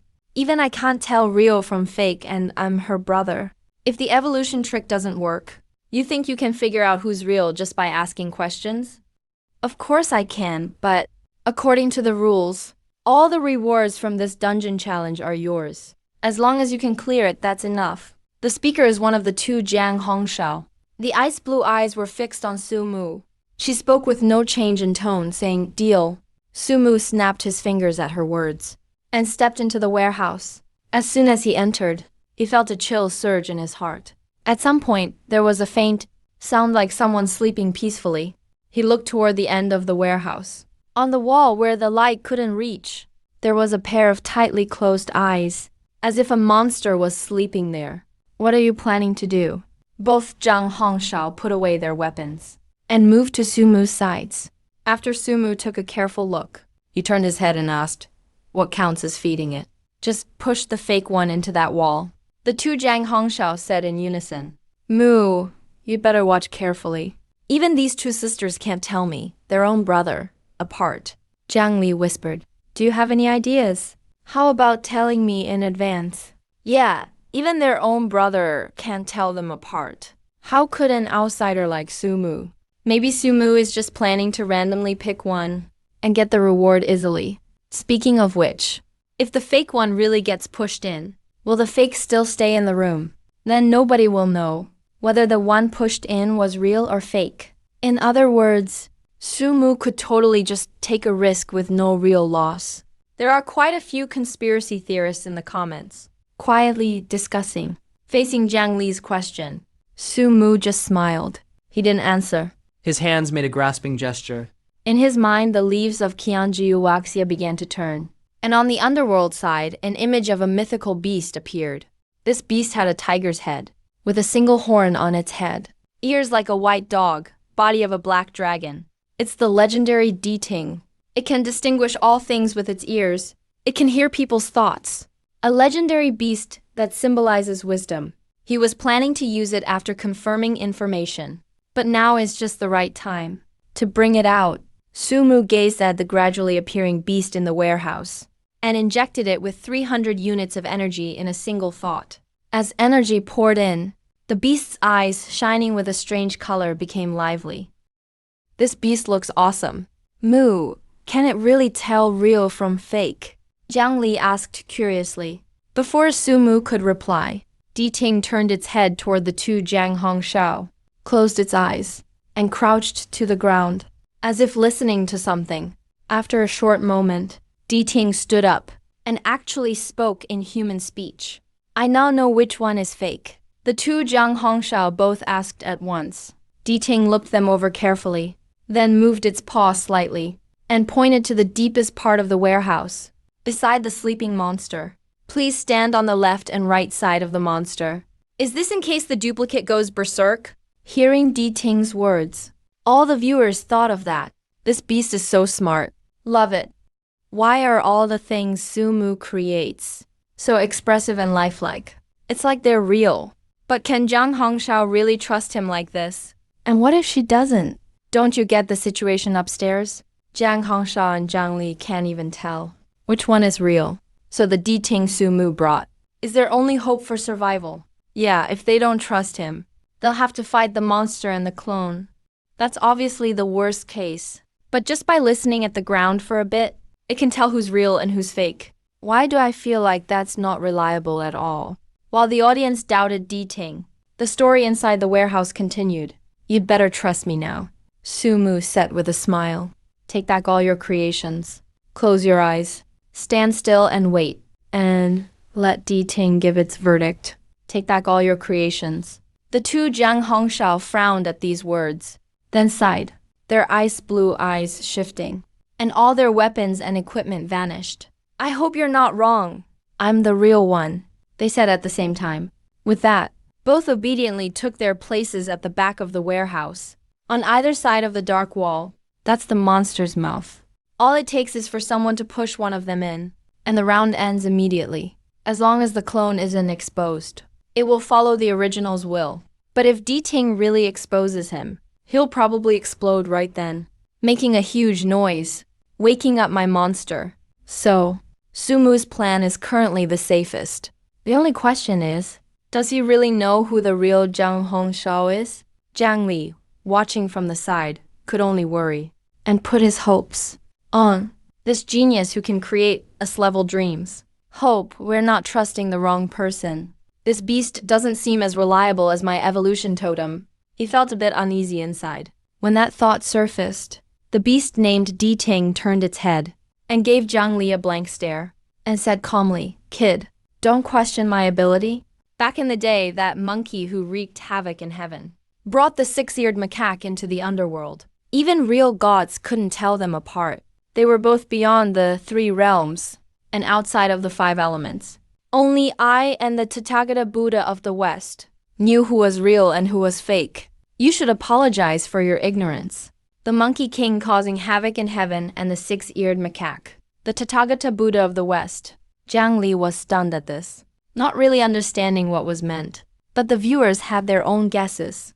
The Tathagata Buddha. Wasn't that the ancestor of fortune spoken of by Master Fahai earlier? Di-ting can be linked to the Tathagata Buddha. Wait, didn't you hear? Di-ting said it came from the underworld. The underworld is an S-level death world. Didn't know the underworld connected to Fortune Path. Not only that, the key is the Havoc in Heaven event. Heavenly Palace. That name sounds like it corresponds to the underworld. Could it be another S-level dream world? As soon as that viewer finished speaking, everyone gasped. Yeah, heaven and the underworld. Do you really think there's no connection? Who'd believe that these dream creations and mythical beasts are actually linking up? They seem to be getting a glimpse of a vast, colorful world from the scattered words of these characters and beasts. This is an experience they've never had before. Ji Yujing, travel writer from the Galaxy District, listened to the live stream while jotting things down quickly, writing down everything he knew on paper. Heavenly Palace, Underworld, Fortune Path, Lankavatara Temple. There is a faint connection between these dreamscape creations. And S-rank dreamscapes can also interlock with other dreamscapes, intertwining with one another. These dreamscapes seem to want to generate a special world, a colorful world entirely different from the current era. In that world, there are demons and monsters, an underworld below, and a heavenly court above. Furthermore, there are cultivation methods completely different from today's. In that world, the clothes people wear are entirely different from now, resembling the attire of ancient times. The more Ji Yujin spoke, the more excited he became. He felt that he couldn't wait to grab his suitcase. and travel to this great world. It's just a pity that the underworld and Lunners are not yet perfected. And that heavenly palace might just be something Diding is merely talking about for now. As for the monkey who wreaked havoc in the heavenly palace, Ji Jing couldn't quite imagine. What kind of creature could wreak havoc in an S-rank dreamscape? And just how incredibly powerful it must be. What kind of legendary story does it hold? I hope Sumu can level up quickly and completely create this world. When it's done, I definitely have to find a chance to travel there. Ji Jin secretly swore in his heart. While Ji Jin and the others were shocked by this, many A-rank dream weavers frowned. Connecting S-rank dreamscapes? Does this guy even know what he's doing? With the slightest mistake, all these dreamscapes could turn into nothingness. He's only S-rank. This is far too reckless.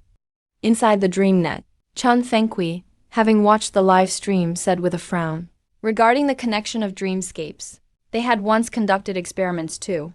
The results they got were far from ideal. Even when 5 S-rank dreamweavers joined forces, they couldn't connect several S-rank dreamscapes together. Taking it a step further, there are so many things to consider here. And the required energy and mental strength are an astronomical figure. Back then, the 5 S-rank dreamweavers gave it their all, but they still couldn't forge a so-called dreamscape world that surpassed an S-rank dreamscape. The product of merging multiple S-rank dreamscapes ultimately just turned into a supersized S-rank dreamscape. If someone hadn't made improvements to it later on, this dreamscape would have nearly been annihilated on the spot. Even so, this dreamscape suffered massive damage and could not be used to fight the starry sky behemoths.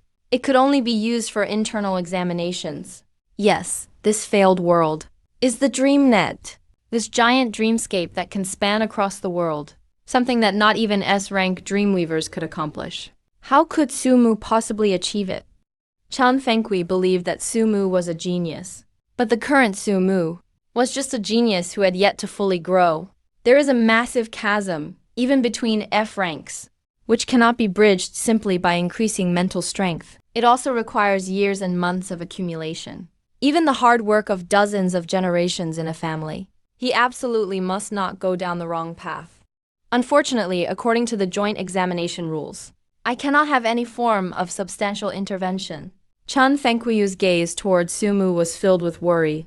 With about a month's time, this child shouldn't go down the wrong path so quickly. At most, he will just destroy a few S-rank dreamscapes. As long as the person is fine, that's all that matters. Just as the outside world was reacting to Diding's words and connecting them to various things, Jiang Li had already lowered his head with a look of joy and apologized. Sorry, I was wrong. I shouldn't have questioned you. His words just now were not spoken out loud. He had merely thought them in his mind. He never expected that this strange beast could actually eavesdrop on his thoughts and reply directly.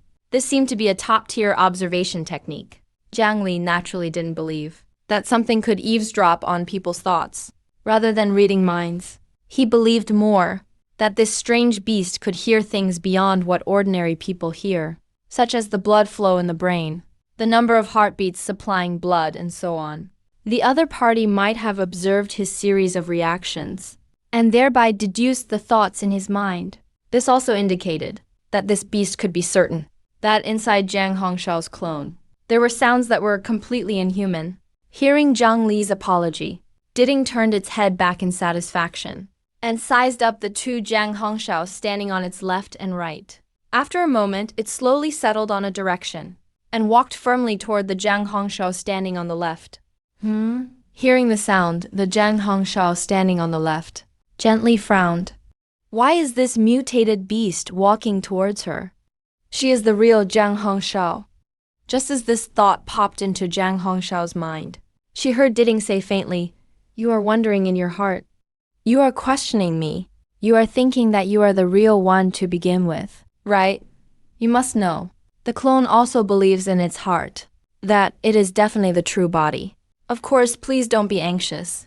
I just walked over to take a closer look." As Diding spoke, it paced back and forth around the Jiang Hongshao on the left, showing absolutely no intention of leaving. Could it be that the one on the left is fake? What is Diding doing? If the one on the left is fake, why not just push it in directly? It is hesitating. It seems to know which one is real and which is fake. The camera in Jiang Hongshao's live stream is actually cropped to rounded corners. Even inside the live stream, we can't tell who is real and who is fake. Did Diding do it to appease this fake Jiang Hongshao by saying that? Now, its roaming is just looking for an opportunity. Before the discussions in the live stream died down, Diding's gaze suddenly hardened. It opened its tiger-like jaws and let out a fierce roar. Roar, now. Accompanied by the roar, its body stood up tall and straight, as if possessing immense might, and viciously slammed into the Jiang Hongshao on the left. It looked like it wanted to use a thunderous strike to knock Jiang Hongshao directly into the monster's mouth. The Jiang Hongshao on the left reacted very quickly. Her body fiercely squatted down, and bursts of flowing light flashed across her body. A layer of armor engraved with the boundless starry sky quietly attached itself to her body. Diding's attack was still a bit too slow. Not only that, if it wanted to attack, it should have just attacked. Why did it have to yell so loudly? What the heck is Diding doing? Roaring so loudly, but its attack speed is so slow. No way. Now it doesn't matter who is real and who is fake. The monster will definitely wake up. Once it wakes up, it's going to eat 2 people. Damn, after all that, this strange beast's IQ isn't very high. Now there's a good show to watch. When the monster wakes up, it will be another fierce battle. I hope Sumu gets eaten. He's completely dragging his teammates down. Just when the audience thought the development of events would irreversibly head toward the worst possible ending, from the right side of the warehouse, Jiang Hongshao's terrified scream rang out. No! The camera in the live stream, accompanied by this voice, swiftly cut over, only to see that in front of Jiang Hongshao. At some point, the figure of the Minotaur appeared. That bull-headed creature from the underworld showed up without anyone noticing. While everyone was distracted by the sound on the left, he appeared silently. And then he rammed into Jiang Hongshao mercilessly. Directly, he hit Jiang Hongshao, who was on the right and completely off guard, and smashed her into the wall. Almost instantly, the pitch-black wall at the top of the warehouse swallowed half of Jiang Hongshao's body from the right side. His figure began changing rapidly, visible to the naked eye, eventually becoming a headless white monster. That creature struggled, howling as it tried desperately to pull its own head out from the warehouse wall, but it had no effect at all. The wall seemed to have some kind of suction, slowly swallowing his entire body completely. On the other side, Di Ting was striking a powerful pose, and with a leap of its hind legs, it opened up the distance between itself and Jiang Hongshao. Clearly, it had no intention of fighting Jiang Hongshao. Everything it did was just to attract attention, so the clone on the right side would lower its guard, giving Sumu an opportunity. Yes, Di Ting is a creature from Sumu's dream, so it knows who is real and who is fake. That means Sumu knows who is real and who is fake. To safely deliver the clone into the monster's mouth, he and Di Ting put on a double act. The current situation is actually easy to understand. The viewers in the live stream watched this scene, and immediately their scalps tingled. Distraction tactics, east to west. This is the classic sounding east while attacking west, right? Wow, you're amazing, boss. I'm on my knees. I shouldn't have doubted you just now. Di Ting is so smart. I'm bowing too.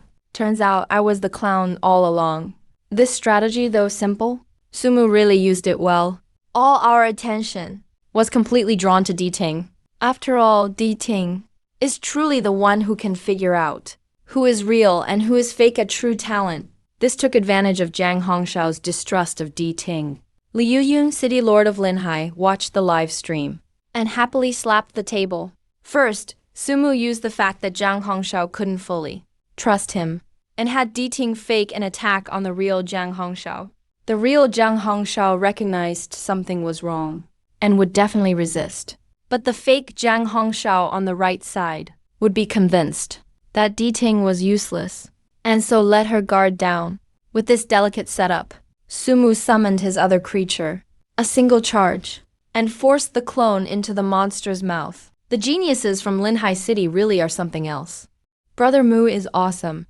Inside the warehouse, as the fake Jiang Hongshao was swallowed into the dark wall, the worried Zhang Li could tell what was happening.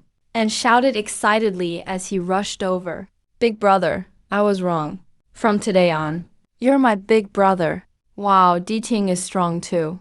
As he spoke, he bowed and apologized to D-Ting again. Sorry, I falsely accused you, boss. Humans only need to understand what they're ignorant of and they'll be fine. Upon hearing this, D-Ting shook its tiger head and turned into a streak of light, disappearing from the scene together with the Minotaur. Thanks a lot. If you run into any problems during the exam, you can come to me. I owe you a favor this time. Jiang Hongshao's icy blue eyes gleamed, and her tone wasn't so cold anymore. This time, for him, it's a tremendous trial. If Sumu hadn't shown up, he and Zhang Li really might not have made it out of this warehouse. All the rewards from this round go to you. We're not involved. While they spoke, the wall that had swallowed up some food suddenly began to tremble violently. A jet black beam erupted from it. Looking closer, it was a string of bracelets, completely black. The entire chain was made up of more than a dozen diamond-shaped black metal beads. Before Sumu could even take a good look at it, Zhang Li nearby blurted out, "A bracelet made of dreamstone. That's some good stuff." Dreamstone. When Sumu heard that, he rummaged through his mind for relevant knowledge. He instantly understood. Dreamstone is a stone obtained from the body of a cosmic behemoth. You can fuse it into your own dream creations, boosting their combat power by 20 to 30%. Even for a level 1 Dreamweaver's level 1 creation, it still works. It's a hot-selling item on the black market. 2 of these can buy a house. Sumu looked at the bracelet in front of him. With over a dozen dreamstones, his eyes lit up. That's a small fortune. Without much hesitation, Sumu simply took the floating dreamstone bracelet and put it on his wrist. This was his loot. The Jiang siblings just watched from the side, without showing any greed. As the chilling atmosphere in the warehouse faded, Zhang Li spoke excitedly. Mujie, why don't you join us? If we team up, we could totally sweep the entire secret realm. I can't. I've got my own things to do. We can meet up at midnight. Hearing this, Sumu smiled and declined. Still got things to handle, like spending 300 units of origin force to summon D-Ting. So I need to find some students to replenish it. After saying goodbye to the reluctant Zhangling, Sumu walked out of the warehouse and strolled into the shadows of the street, finding a spot that looked safe enough. He hid himself. After making sure there was nothing unusual nearby, Sumu hooked his fingers slightly and opened his personal panel. Mental power, 46.5. Origin force, 3,215 points. Previously, to maintain his dream creation, he used his mental power and kept injecting origin force to recover it. This constantly boosted his mental power, reaching around 46.5. As for the principal, when Sumu created the mythic beast D-Ting, he spent 300 points. After D-Ting appeared, he got quite a bit back, barely keeping his origin force at 3,200. If he converted all 3,200 origin force points into mental power, Sumu's mental power would reach about 80 points. That's not far from the limit for an F-rank Dreamweaver. Of course, when it comes to upgrading Dreamweaver rank, there's no exact number for the mental power needed to go from F to E rank. There's no fixed value, since it varies based on vocation compatibility. Dreamweavers with high compatibility might only need 70 points of mental power to reach the next level. For those with low compatibility, to move up a rank, the mental power required is way above that. For Dreamweavers with a compatibility of 1, to advance to the next stage, no one knows how much mental power it takes. Nobody knows. A compatibility of 1 is basically a total mismatch with the Dreamweaver vocation. Even Awakening is a once-in-a-millennium rarity. The mental power needed to advance is absolutely an astronomical amount you can't even imagine. If it weren't for Origin Force, Sumu would probably be stuck at this stage for life. Gotta keep pushing forward. Right now, his mental power is holding up. He could invest more Origin Force into dream creation. Just keep some in reserve for topping up his mental power. Thinking this, Sumu sat cross-legged on the ground, closed his eyes and observed his Dreamweaver core. Within his inner world, Lunren Temple still stood. The dozen or so defeated foxes were gradually recovering.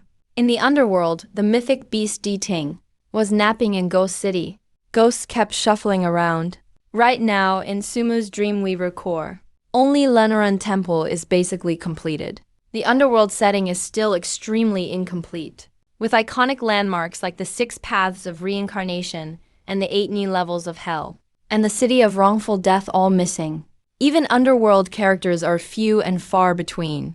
Major pieces like the 6 paths of reincarnation can be put aside for now. First, expand the underworld's roster of soldiers. Having only ox head and horse face as the muscle is way too shabby. As his thoughts shifted, in Sumu's mind, the pages from ancient Waxia's history slowly flipped. Within the directory for the underworld, he found what he was looking for. Very soon, inside the ancient, misty, boundless underworld, 2 figures, one in black and one in white, slowly emerged.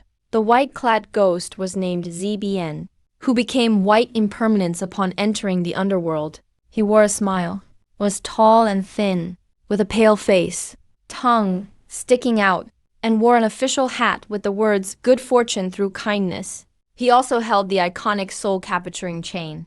The black-clad ghost was named Fan Wuxi, who became black impermanence upon entering the underworld. He looked fierce, was burly and fat, and wore an official hat with the words "Peace in the World," with black and white impermanence present. A large number of gray-robed underworld soldiers appeared behind them. Their faces were solemn, black fog swirling around them, making for an intimidating sight. Having created this much, Sumu let out a slight sigh of relief. He used Origin Force to top off his mental power, and temporarily stationed black and white impermanence, along with the underworld soldiers. In Fendu City, when the time is right, he can have them appear and drag the lucky ones back to the underworld for a full-service death experience. With that done, He once again turned his gaze to above the underworld. the open space around Lanran Temple. For this round of Origin Force absorption, the underworld soldiers were just one element. He planned to throw a real Hayaki Yojionite parade of 100 demons in part of Meng City. A grand feast of supernatural beings. Strange tales like Liaojai, from ancient times till now. Countless ghosts could appear, give the candidates a taste of the most bizarre spirits from Waxia, the ghosts of the netherworld. Of course, sticking to the principle of not just telling ghost stories, Sumu planned to build another temple next to Lunrun Temple, called City God Temple. It would protect the candidates, while receiving the ghosts captured by underworld messengers, subjecting them to a good lesson. Since ancient times, the first checkpoint for entering the underworld is the City God Temple. When a person is about to die, black and white impermanence, you need to bring this to the City God's Temple. Complete the reporting process before taking the path of the underworld. In this way, the City God can maintain contact with the underworld, layer upon layer, deeply intertwined. Eventually, this dreamland heart will become its own little world. After making some minor plans for the small world, Sumu immediately consumes 300 units of energy. He channels his spiritual power into the page labeled City God. As the energy pours in, the entire dreamland heart trembles slightly. A grand golden red hall with red walls and tiled roofs rises from the ground. A plaque reading City God hangs over the main entrance. There's also a pair of couplets on either side, dedicated to the Yang family. Good and evil deeds, you keep track of them all. Underworld, who has ever escaped you since ancient times? Now all that's left is the City God statue, and Sumu murmurs softly. But before he could finish, a sudden chill enveloped him. Before he could react, his consciousness instantly withdrew from inside the City God's temple. A surge of overwhelming psychic force made Sumu immediately aware of a looming threat from behind. He pushed off with both hands, and the Beast Emperor rolled away from his original position. Before Sumu could catch his breath, He saw in the dark corner where he had just been sitting a blue tentacle, like a catfish's whisker, suddenly extend out and whip fiercely at the spot where he had been meditating. What the? Sumu frowned, focused his gaze, and noticed that at some point, deep within the hidden dark corner, a pair of cold, utterly emotionless blood-red eyes appeared. Under the faint light, they looked creepy and evoked intense fear. The blue tentacle, like a catfish's whisker, came from the darkness within those crimson eyes. Did I just stumble into a spawn point? Sumu cursed it inwardly. And as he was about to get up and leave, a chilling dread flooded him from all sides. He turned and looked around, and in every dark corner nearby, pairs upon pairs of shining, strange, emotionless eyes appeared all around. As Sumu stared back, those eyes blinked in unison. The crimson eyes glimmered, and they all locked their gaze on Sumu. From countless dark corners, blue catfish-like tentacles surged out, almost forming a tightly knit web, completely enveloping Sumu. The livestream audience gasped at this sudden turn of events, drawing in a sharp breath. I think I've seen that thing before. It's a kind of star beast. I fought on the Starfield battlefield before. I've encountered these star beasts. We usually call them red-eyed catfish. On the Starfield battlefield, this is one of the toughest star beasts to deal with. Sumu is in serious trouble now. Red-eyed catfish. Why is my luck so bad? I actually wandered right into their nest. This should be a death dream remnant of a red-eyed catfish, right? That's rough luck for Sumu. Red-eyed catfish. Inside the dream battlefield, it's one of the nightmare creatures dreamweavers fear the most. Compared to other star beasts, the red-eyed catfish has even trickier abilities, and is more bizarre. It can constantly duplicate its eyes in the dark, over and over. Every time another pair of crimson eyes appears, the red-eyed catfish grows even stronger.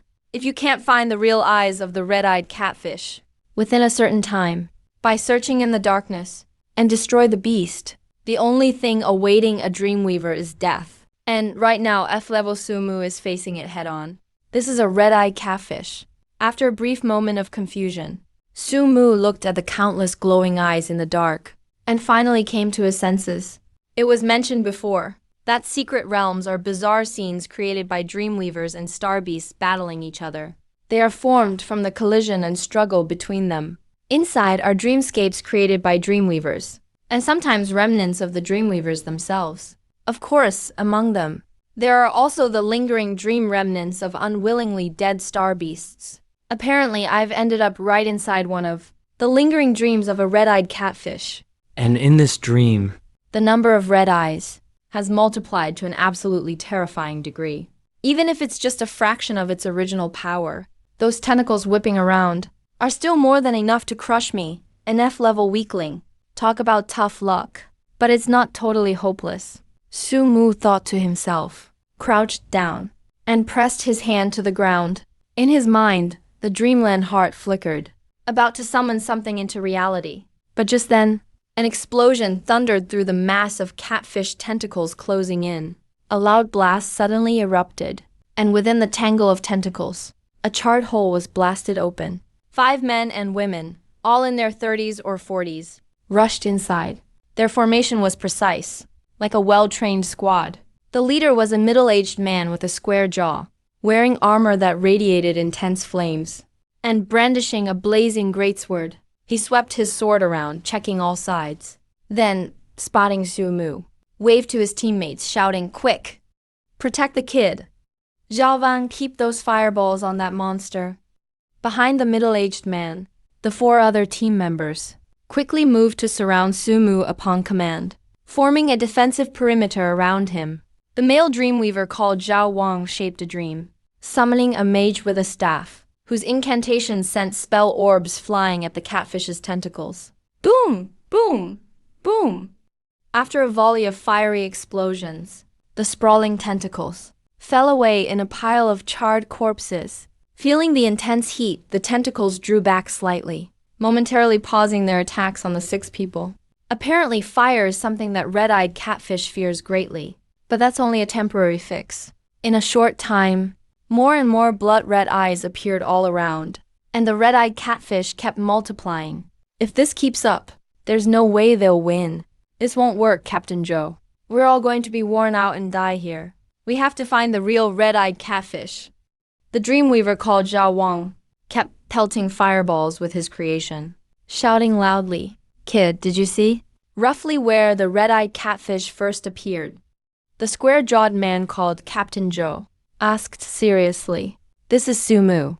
Seeing the figures before him, it suddenly dawned on him. These are the lingering spirits of deceased dreamweavers. In this remnant state, they were never truly killed. They still exist within Dream City. serving as its vanguard, fending off the endless star beasts invading. And now? They see me as a boy who needs protection, not just Sumu either. Viewers in the live stream saw this sudden arrival of two groups and immediately understood the situation. They realized the red-eyed catfish was reproducing, so they rushed over right away, hoping to take it down. There was no other choice back on that battlefield. If the red-eyed catfish took root in a city and wasn't stopped in its early stage, that city would soon become a wasteland. Yeah, there was no dreamland battlefield back then. Once red-eyed catfish reproduction was discovered, everyone had to be mobilized and sent over immediately. Even if it meant sacrificing lives, the red-eyed catfish had to be destroyed. All these people are heroes, even if they only exist in Meng City. Even if they're just fictional characters, they're still worthy of respect. But admiration is one thing. Now, what will Sumu do next? Even with 5 more allies, it doesn't guarantee he can escape smoothly. One last viewer's comment woke everyone up. That's right. Now the red-eyed catfish is reproducing even faster. Even though it's just a remnant, with only a trace of power left, it's still enough to handle these people. After all, they're fictional too. Their strength is far from what it once was. They might not even realize that they're already dead. If I were Sumu, I'd let the squad members hold their ground, create an opening, and then try to escape myself. Even if that seems a bit shameless, from the looks of things right now, this seems like the best option. After all, Sumu is currently no match for the red-eyed catfish. Abandon them and leave alone is the most logical choice. Maybe this is also a kind of test. A test to see what Sumu will choose. He sizes up the warriors standing before him. Resolute looks on their faces. Listening to their words, Sumu gently shook his head. When I got here, they had already reproduced and formed. It's impossible to tell who the real one is. I see. Damn it. Captain Joe heard Sumu's words and immediately turned to the teammate casting spells. Increase your attack frequency. Clear a path for the kid. Let him go first. We can't all stay here. Someone must get out to alert the others in Dream City. This is urgent. The 4 teammates followed the order without a moment's hesitation. They all simultaneously used their spiritual power, targeting a weak spot of the red-eyed catfish and preparing to launch an attack. Kid, once you get out, report to the authorities in Meng City immediately. The 5 of us will hold back the red-eyed catfish's reproduction here, waiting for your reinforcements. Go in the direction of our attack. Captain Joe looked resolute, though knowing full well staying here might mean all annihilation. He didn't hesitate for a second. To him. As long as they could slow the red-eyed catfish's reproduction, there'd be more hope for Meng City. That's the spirit of sacrifice. Maybe this scenario was arranged intentionally by the exam committee, so that candidates who wandered in could experience the fearlessness of the Dreamweavers centuries ago. But looking at Joe's team of 5, Sumu showed a faint smile. Captain Joe, maybe you don't have to leave. The red-eyed catfish isn't invincible after all. That square-jawed face. Captain Joe was puzzled when he heard this. Just as he hadn't reacted yet, Sumu suddenly squatted down a bit and pressed one hand on the ground. City God, reveal yourself. As he spoke, the entire ground began to tremble slightly. Almost in an instant, several crimson stone pillars shot up from all sides, and Chun Fengquiyu's somewhat tired voice came through.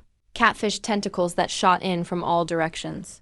Almost instantly, a blinding white light erupted from the point where the tentacles and pillars collided.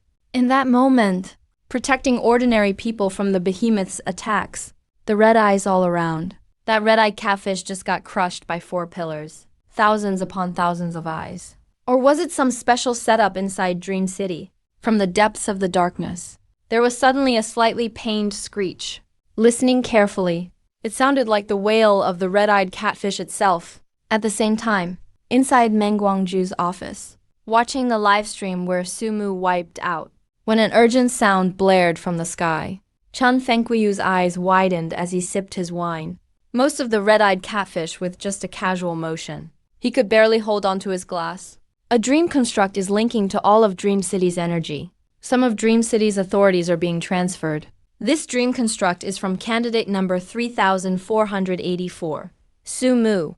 Inside the main proctor's room, Chun Fenghui listened to the prompt from DreamNet. His mind went totally blank. Sumu is taking over all of Dream City. A single candidate has obtained partial control of Dream City. Has he lived too long? Is he just hearing things now? Chun Fenghui ignored the wine spilling from his glass and immediately shot to his feet. His eyes stared in shock at Sumu on the live stream.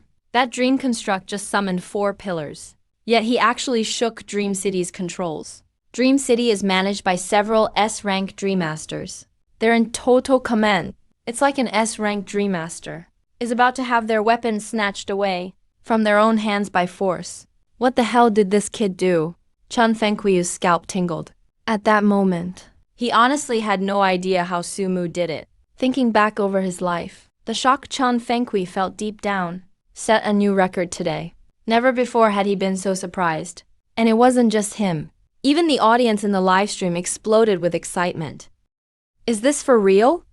And they dare call that thing the red-eyed catfish? It's a disgrace to the whole species.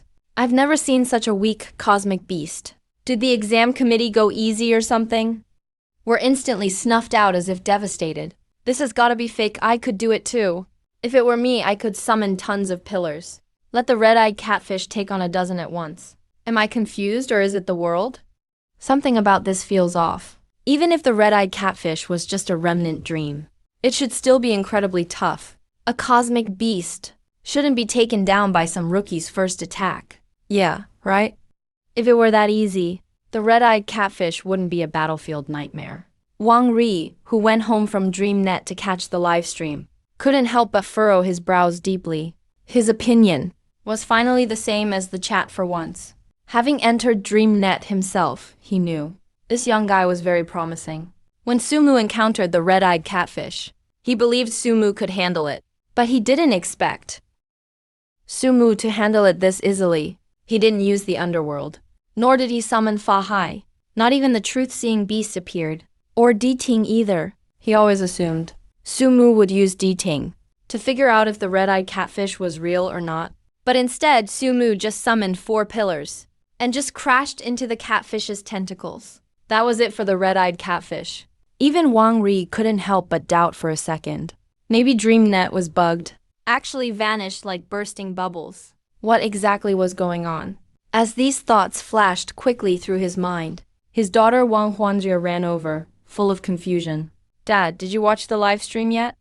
How did Sumu even do that? Ever since Wang Ri recommended Sumu's stream to her, Wang Huangjia always kept an eye on Sumu's moves. Watching closely, she saw the boy make another move she didn't understand at all. Naturally, she wanted to ask right away, especially since her father was a Dream Master too. But as soon as she got close, she saw the same confusion on her dad Wang Rei's face. Is this younger guy really about to defy the heavens? While the outside world puzzled over what Sumu summoned, and how it could repel the red-eyed catfish so easily, confusion spread everywhere. Meanwhile, Sumu himself was totally lost. He just planned to summon a city god temple to use as a shield. After all, a city god temple is meant for protection. Sumu planned to summon the city god temple first, then bring in the underworld's black and white impermanents and the ghost troops to finish the job. Let them show up. He has plenty of energy now anyway. He could afford it. Alert. But the way things turned out was crazy. He just materialized 4 pillars. Then the so-called mighty red-eyed catfish was already downweight. Hold up. A city god temple. Sumu thought it over and suddenly had a new idea. A city god temple is a sacred site for honoring the city's local god. It protects the city and its people, and usually governs part of the underworld. That bright white light just now should have been a form of protective barrier. When the white light appeared, Sumu didn't feel his mental energy was depleted much, which meant someone else paid the price for him. There's no way the exam committee would be that generous. Clearly, the payment came from all of Meng City. Every city has its city god, and with his energy fueling it, that temple essentially became S-class as soon as it showed up. The moment it appeared, it naturally became Meng City's one and only city god temple. In other words, he indirectly gained control over Meng City's underworld forces. He can manage Meng City's wandering souls. And that's like obtaining partial authority over the city. Right now, He's like half the boss of Ming City, able to use Ming City's unique powers. That's a big deal, Su Mu thought to himself, and responded quickly, placing both hands on the ground, pouring in a surge of spiritual energy. With a thunderous roar, red bricks and green tiles, a temple with the style of ancient Chinese civilization, appeared in reality immediately. In that instant, mysteriously, a consciousness linked with Su Mu's mind. And right then Su Mu felt his mind's processing power ascend to an unfathomable level. In his pupils was reflected all of Dream City, surrounded by four walls, and what was happening everywhere in Dream City. In those images, he saw the figures of Zhang Li and Zhang Hongshao. He also saw some groups teaming up, and ruthless gangs ganging up on lone students. He even spotted in one shadowy corner a man with a scarred face, wearing an enforcer team uniform Qian Cheng, leading a couple of Meng City natives, wandering around the city center. It seemed like something was being awaited. All the students' locations appeared before Su Mu. At the same time, Su Mu suddenly felt a moment of clarity. He seemed able to influence some aspects of the Dream City's trajectory, which would cause all the rewards to be activated just for him, just as Su Mu was about to try, gathering nearby resources toward himself first. He suddenly felt everything go dark. That strange connection abruptly disappeared at that instant. It even made a snapping sound like switching off a circuit breaker. With the connection severed, a mechanical voice echoed throughout Dream City. Congratulations to examinee number 3484, Su Mu, for establishing an S-level potential Dream City City God Temple and successfully linking with all of Dream City. Because the Dream City City God Temple is unique in nature, with no previous precedent affecting the exam order, the DreamNet has applied certain restrictions and has given examinee 3484 an extra 10 points as compensation. Once this announcement was made, all the examinees, including the audience watching the live stream, were thrown into an uproar. Linking with Dream City. He's just a candidate. Su Mu almost took over the whole Dream City. He nearly became the master of Dream City. I'm floored. These young people today are unstoppable. I've been watching the national exam for over 10 years and never seen such a powerful rookie Dreamweaver. My God. Why does Su Mu only have a professional compatibility of 1? If he had even 50%, he'd definitely be the next S-level Dreamweaver of Waxia. He's created 2 S-level potential dreamscapes in a row. This is an S-level potential dreamscape achieved by a human. A city god temple that can shake DreamNet's extraordinary dreamscape. Wang Ri listened to the panel broadcast, pondering for a moment, then dialed Chan Fenghui's number. Ring, ring, ring. The call rang on the panel for over 10 seconds before it was answered, smashing fiercely against the "Speak quickly." "Old man, I'm busy right now." "Old man, why can the city god temple link with DreamNet?" Wang Ri asked while thinking aloud. This doesn't really count as a violation. As long as the exam committee doesn't interfere with the national exam, they can still go out for a drink together like before.